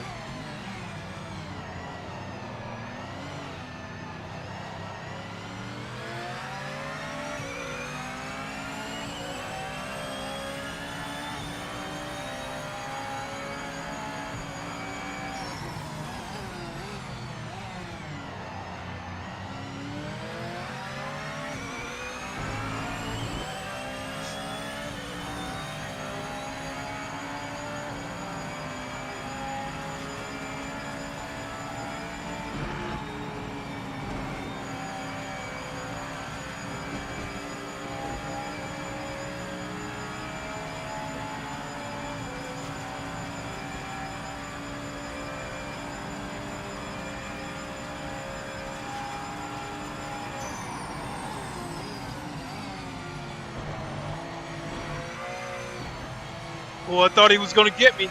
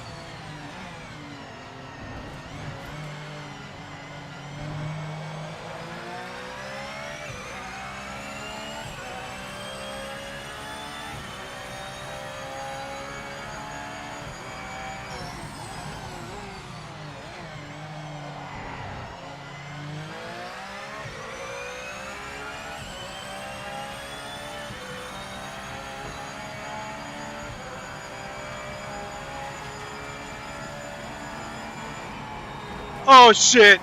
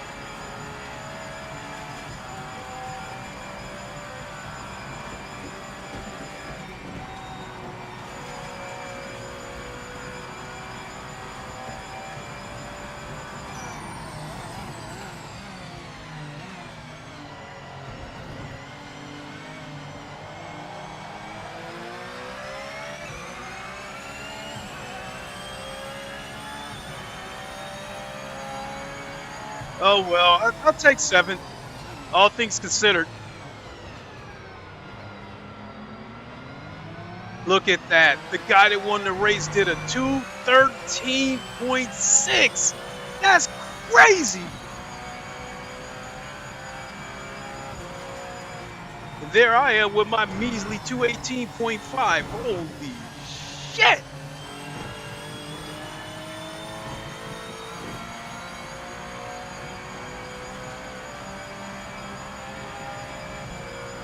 I'm going to save that replay too, though.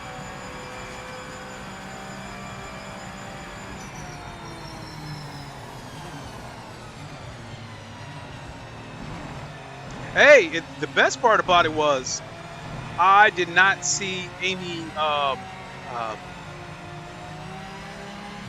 what's the word I'm looking for?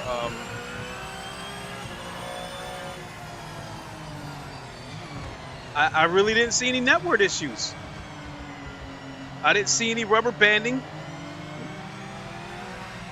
So the only thing is that when you get close to a car, you'll see it kind of like fidgeting like back and forth, like it's almost like I know, I think that's because of the peer-to-peer connection, but it has that look like it's like the game's trying to find a smooth frame rate. But other than that, that race was absolutely wonderful. Absolutely wonderful connection. Well done, mate. That's a point finish. Nice one. That was a fun race. It was competitive. I got a little bit greedy, and I paid for it. But I would rather wreck. I would rather spin out a wreck because I got too aggressive and I got too greedy, rather than being too scared because I don't trust the car. I trusted the car, and I was greedy, and and I paid for it. Oh shit! I didn't get a chance to save that.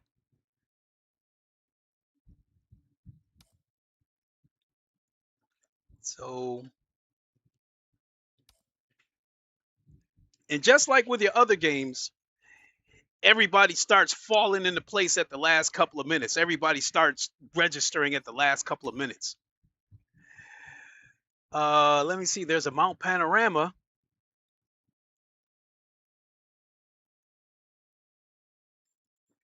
Here's a Silverstone. That Mount Panorama looks interesting. I'm just not with Nordschleife. I'm just not. It's a long track, super technical track, a dangerous track in my opinion too, because it's super narrow. So it's like that's not one of those tracks you try to overtake somebody. You just try to stay behind them and pressure them and let them make a mistake and go off the track. But yeah, this let me check something real quick.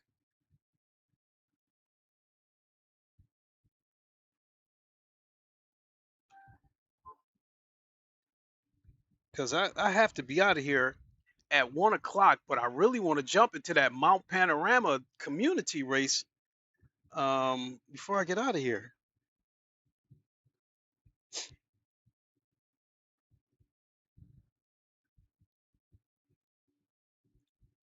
I'm just double checking that there's no messages from my son that I need to know about. You know what? Let's see.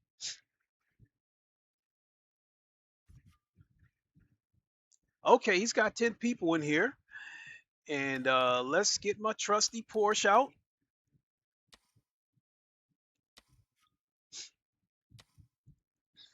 Let's see how long it takes him to start it. If he starts it within the next few minutes, then yeah, I'll go ahead and stay with it. Look how many Corvettes is in there. 1, 2, 3, 4, 5, 6 Corvettes. And there's only 2 Porsche in here. The Acura is another fun car on this game, but it doesn't turn as good as the Porsche.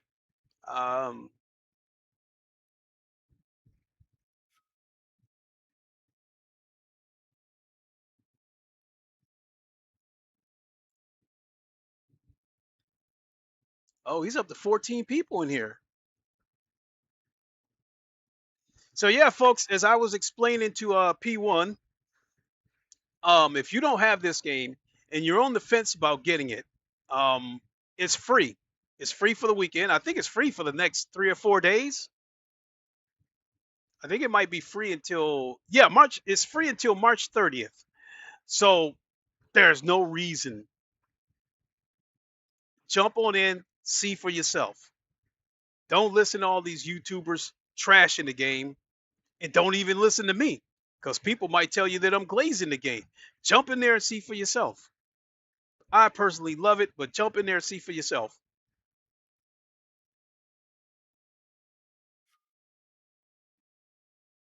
Now, he's got 16 people.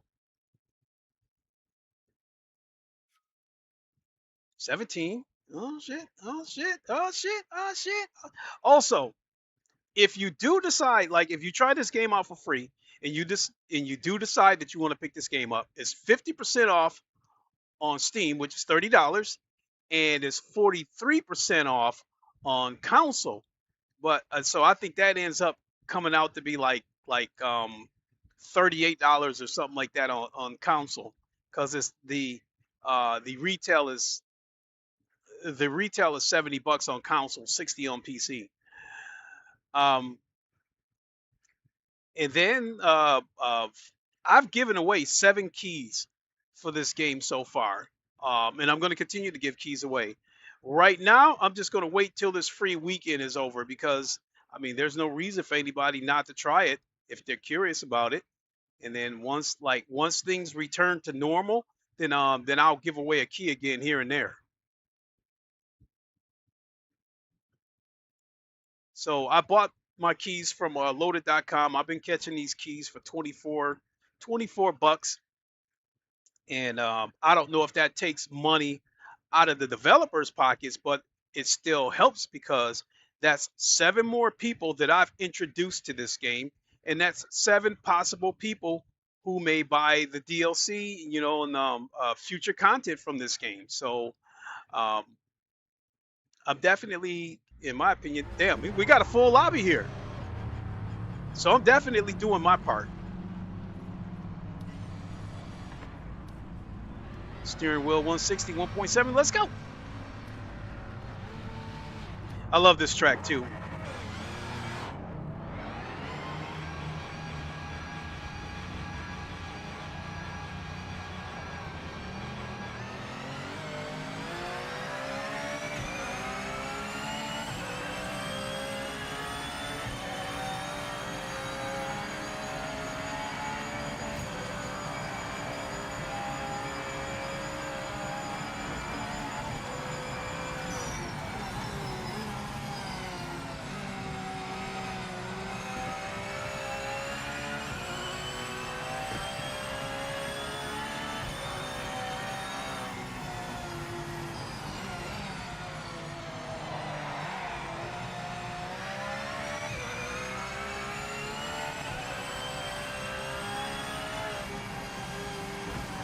Oh shit!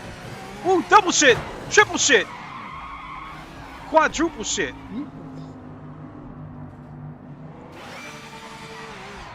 So I already started out getting greedy.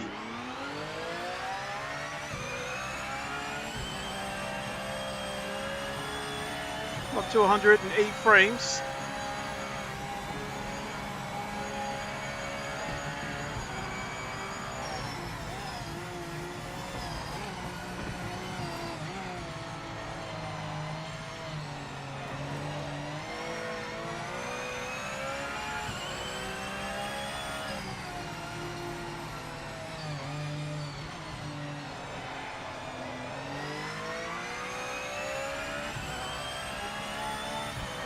To 103 frames. So I guess certain tracks must be more demanding than others.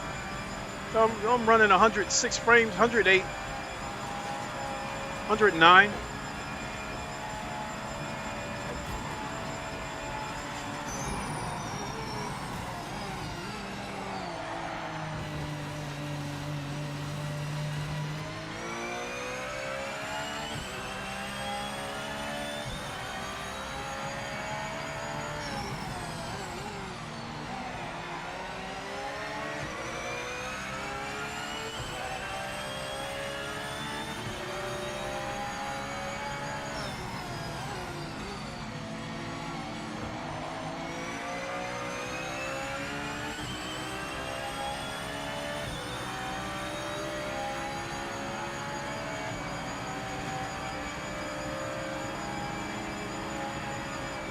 Oh, you want to really? So you're gonna block me? All right.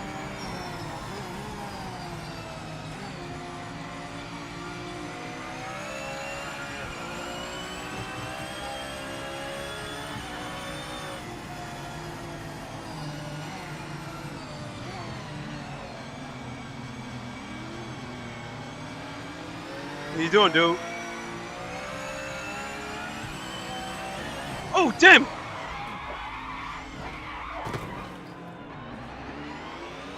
Getting greedy again.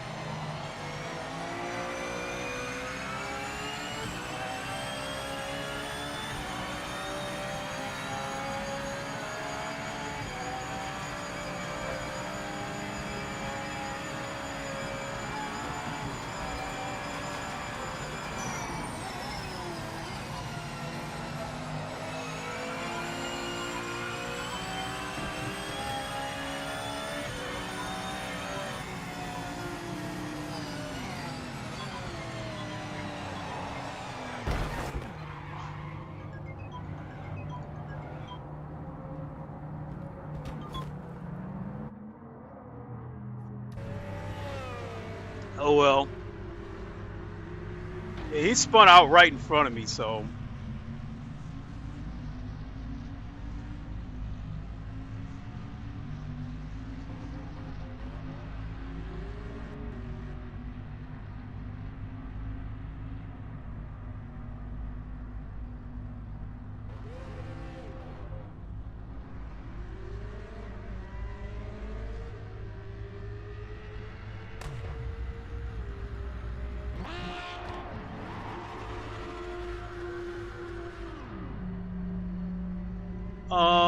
All right, we can get out there and do 1 or 2 more laps.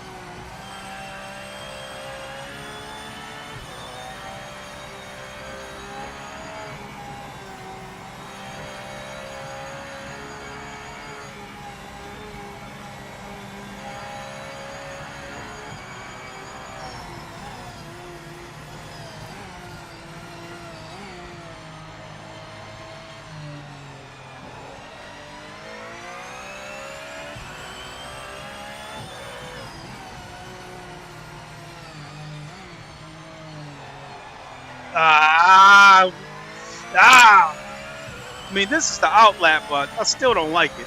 Now, I went wide.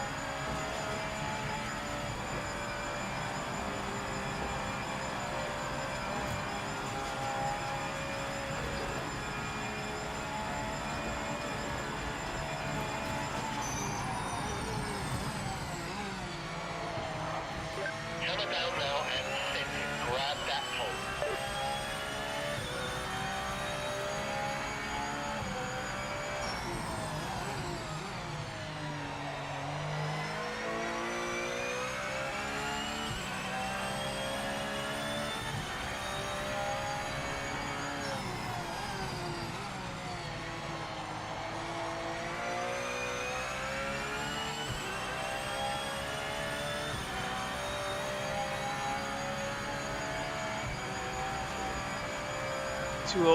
.5. All right.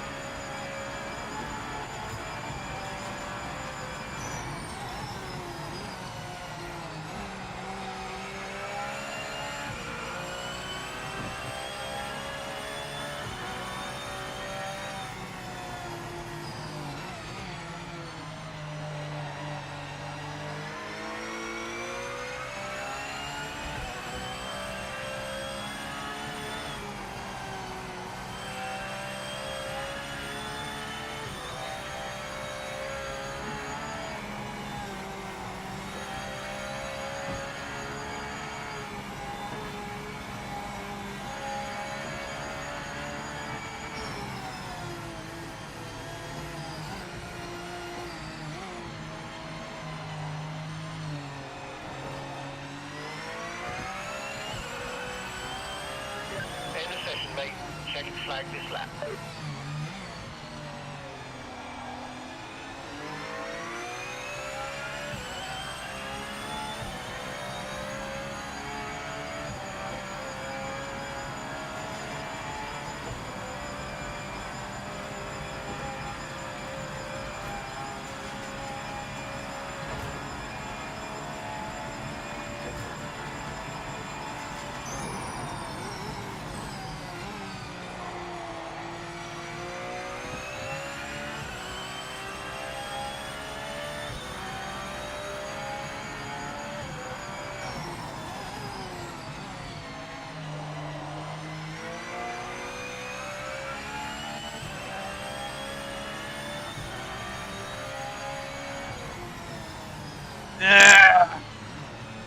Nothing to write home about.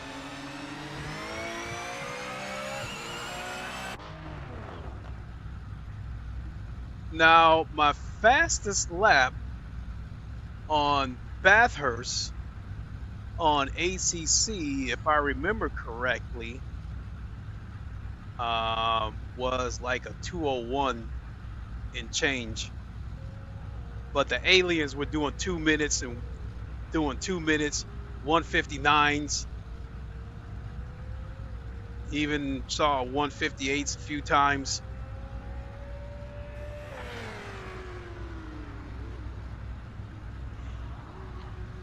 So yeah, this will do it. This will have to be my last race, and I got to head out to go pick up my son. But I am having so much fun that I definitely want to come back and stream later on. In fact, I was looking to take part in the Saturday weekly race on Race Room, but I'm having so much fun with this that I want to stream this again later on.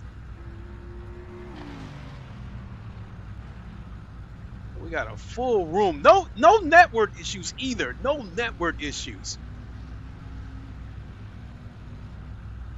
So shout out to Straight 4. I mean,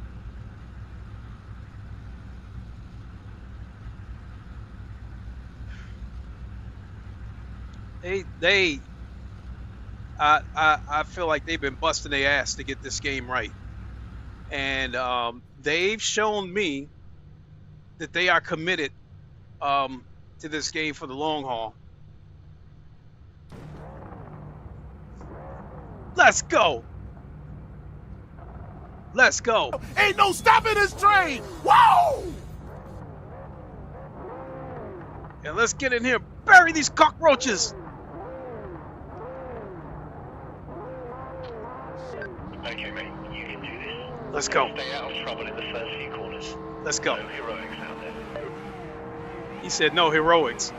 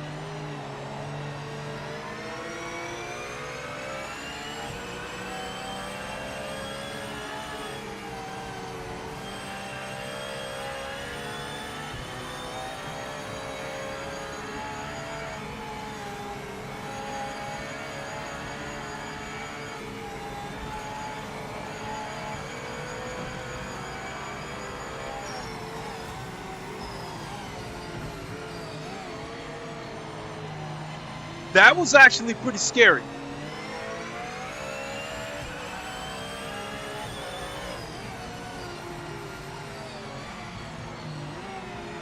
Al1N84_. Thanks for following. Hey, thanks for the follow. Appreciate it. You know what? Here. Ain't no stopping this train. Whoa! Appreciate the follow.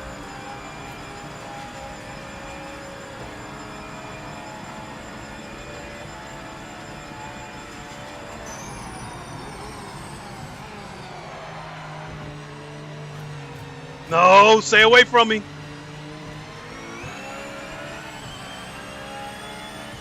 I'll go ahead and give it to you because you would have taken me.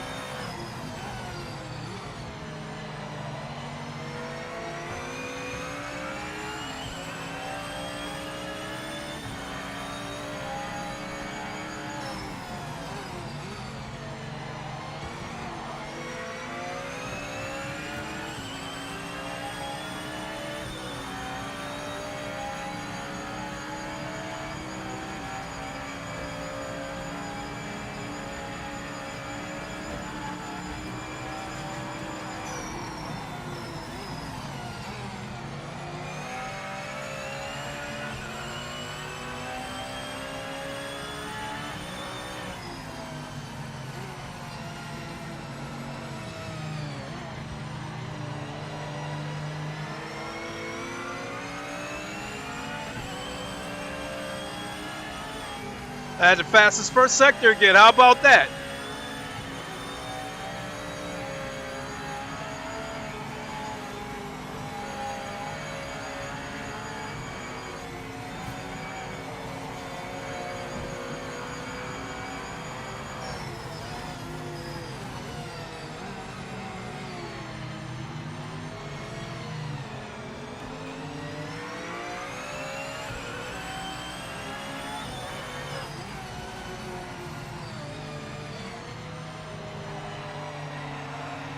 Ah! That's where I was supposed to hit the brakes and not trust the car to rotate. That's all on me. Destroyed what probably could have been a good lap.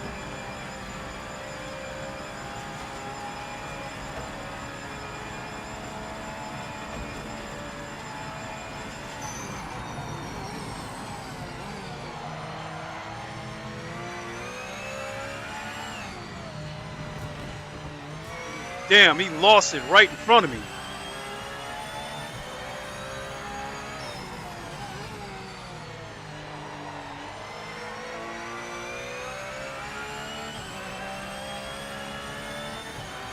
I don't expect to catch the leader because he's probably fast.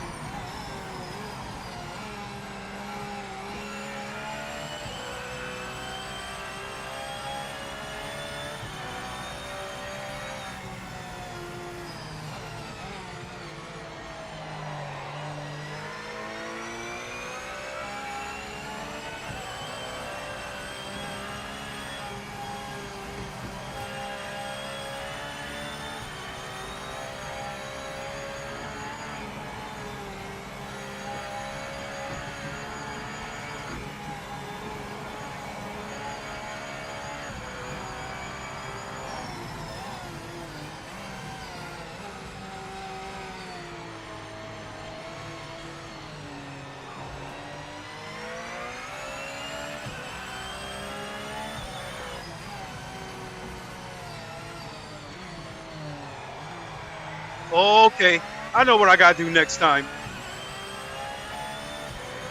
All right. I might have cracked the Da Vinci Code on that corner. I know what I gotta do next time.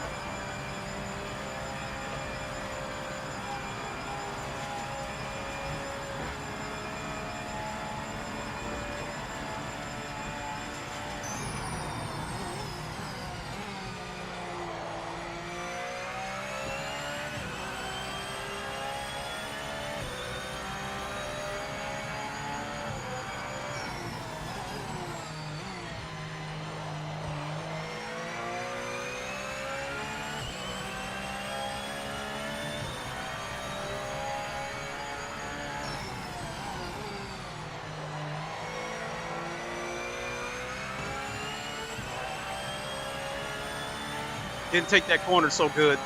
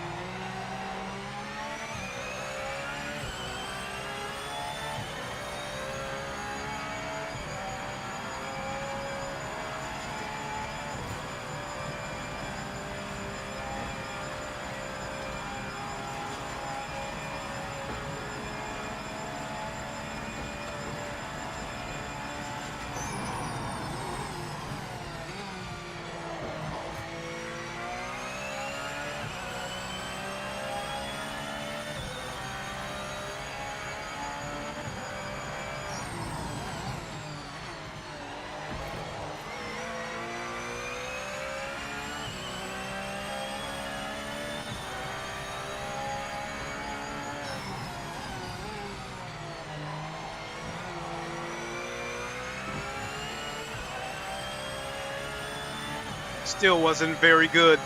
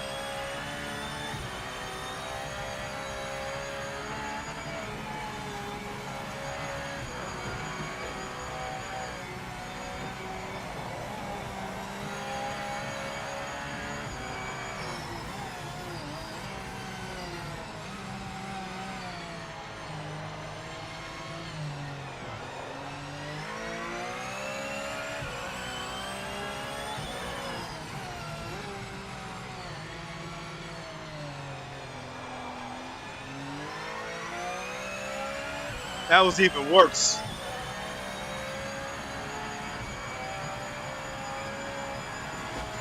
That was the corner that I'm trying to get some time.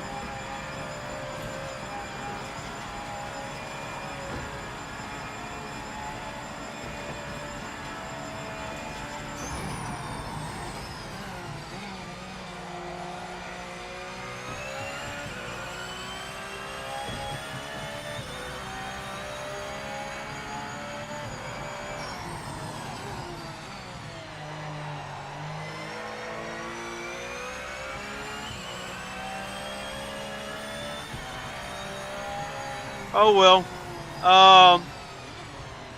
less than impressive lap times, but then again, only the winner had an impressive lap time. Everyone else was yeah, 204 or worse.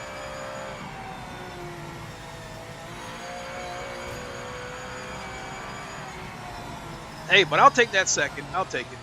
At Coolphone84 said, it's worth buy. Now is on promo on MS Store $38. The game is currently free over the weekend. So if you don't want to spend the money, you can download the game for free. One second. It's worth buy now. Oh, you must be on console if you're asking about the $38. So yeah. So here's what's going on. On Steam, the game is free until March 30th. I'll save that one too. I like that one so much that until that AMG spun out in front of me, that was a pretty good race. Okay, let me get out of this and then I'll finish what I was saying. Or I can, it's about to end here anyway, so I can go ahead and say it. So, as I've said before, this game is free on Steam. So if you're on PC, you can download the game and try it for free until March 30th. From there, if you decide that you like it, the game is on sale for 50% off on Steam, which is $30. And then with you mentioning $38. At CoolPhone84 said, AAA, nice, I'm on Xbox Series X. Okay, I've got a Series S in here as well, but I got it all. I had 3 PCs, an Xbox, a PlayStation. Anyway, so the game is on sale for $38 on both Xbox and PlayStation. So I think it's worth a buy. The content alone makes it worth it. So before I get out of here, let me show you all the cars they got. Okay, so we go to classes and we'll start from the bottom.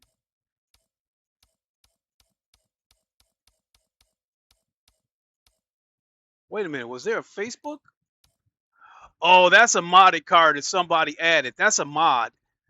So, but hey, if you want to count it, that's a mod too. And that's a mod where they put a V8 inside a MX-5. But that's the real car right there. So,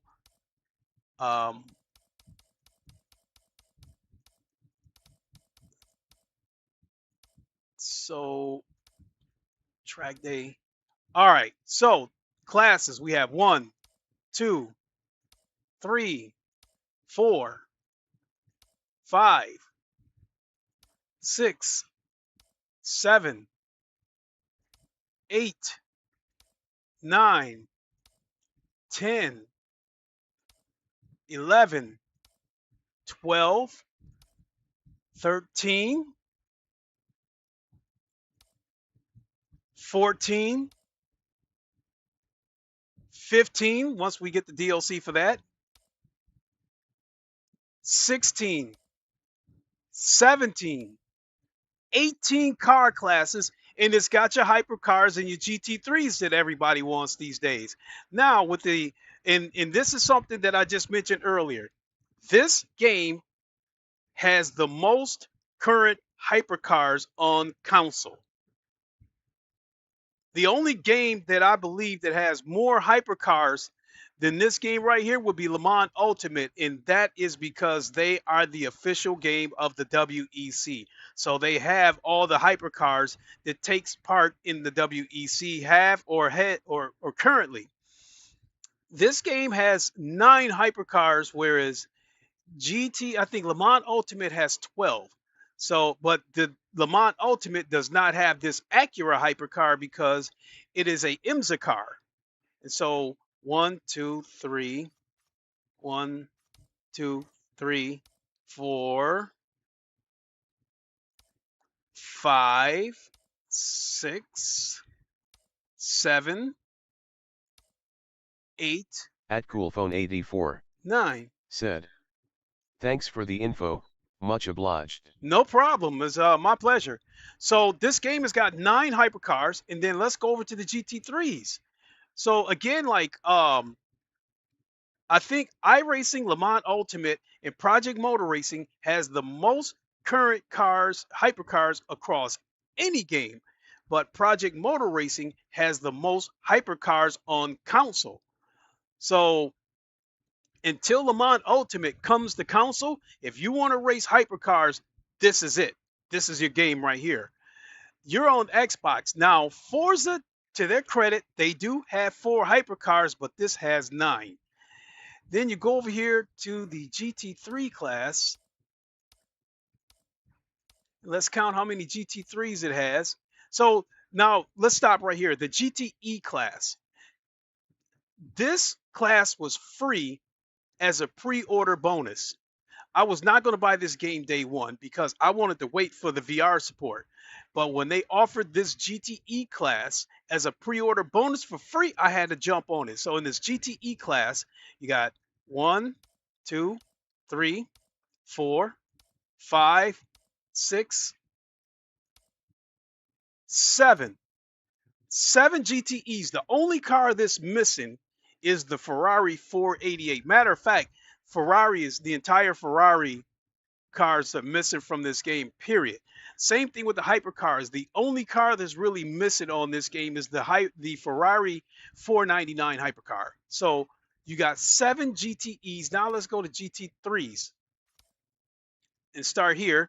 So you got 1, 2, 3, 4, 5, 6, 7, 8, 9, 10 GT3s. So with the GT3s, the only cars this missing would be the McLaren 720S and the Ferrari 488. But however, they do give you you do get the Acura on here, the Acura NSX. And what did I just count off? Like 17 car classes, 15, whatever. And starting April 1st, as I was saying, there's going to be rank races in every single car class. So no matter what your car class is, you will be able to find a daily race there. So at $38, yes, I think it is definitely worth the money. This game has come so far. They put out about 8 patches and a bunch of hot fixes and stuff. And today, we have not had one single crash, not one single crash, not one single disconnect, no rubber banding. The network, the online racing today has been absolutely excellent. I have had an absolute ball today. And I will be back on later on this evening. So yeah, I've been flapping my yap here for quite a bit. I got to get out of here in a few minutes so I can head out and pick up my son. But when I get back, I'm going to eat something, and then I'll jump back on for a couple of hours. I think this is Jester. Jester, I think he's going to be going live at 6 p.m. You know, EJR, he's in love with this game. He'll probably stream today as well. Boris, I'm not sure. I'm not sure if he'll go live or not, because I don't think I'm not really sure about how much he streams on the weekends. But those are the guys you want to check out. Matter of fact, I don't know if Xbox One Kenobi is live. He's another one you want to check out. So when it comes to Project Motor Racing, in addition to myself, go check out No, This is Jester. Matter of fact, Phone 84 said, and how about a model of driving compared to Forza Motorsport? Honestly speaking, Forza Motorsports, I think number one, they overcomplicated the calibrations and stuff with setting up your wheel, with this pneumatic scale having to be up and this other scale having to be down. But I finally got it to where I like it. Still though, some of the cars, like the GT3s in particular, in the GTEs, they are hard to handle because those cars are super twitchy in the front and they're prone to oversteer, and the back end is super loose. The back ends will swerve all over the place. So I've gotten used to driving the cars on Forza, but I can't be aggressive because I don't trust the cars. They're liable to snap at any given moment. So my lap times are dog shit on Forza compared to over here on Project Motor Racing. of Project Motor Racing, once they redid the tire model, because they started, the GT3s, the GT4s, and a few other classes, and the hypercars, they're going to do it across the board. The cars drive so much better now, and I have so much confidence, so much to the point where I don't fear any repercussions. Each lap, I'm trying to be more and more aggressive, trying to shave off more lap time. That's how much I trust the cars, the handling on this game, and that's just how aggressive I am. I think I dare say out of all the racing games that I play, I'm probably the most aggressive on this game, and I'll be even more aggressive once it gets VR support. So I dare say that once you learn the physics of this game, you're going to turn in faster lap times on this game than you will on Forza. So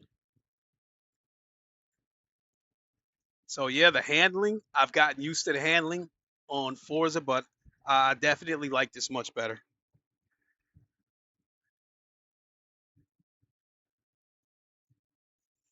So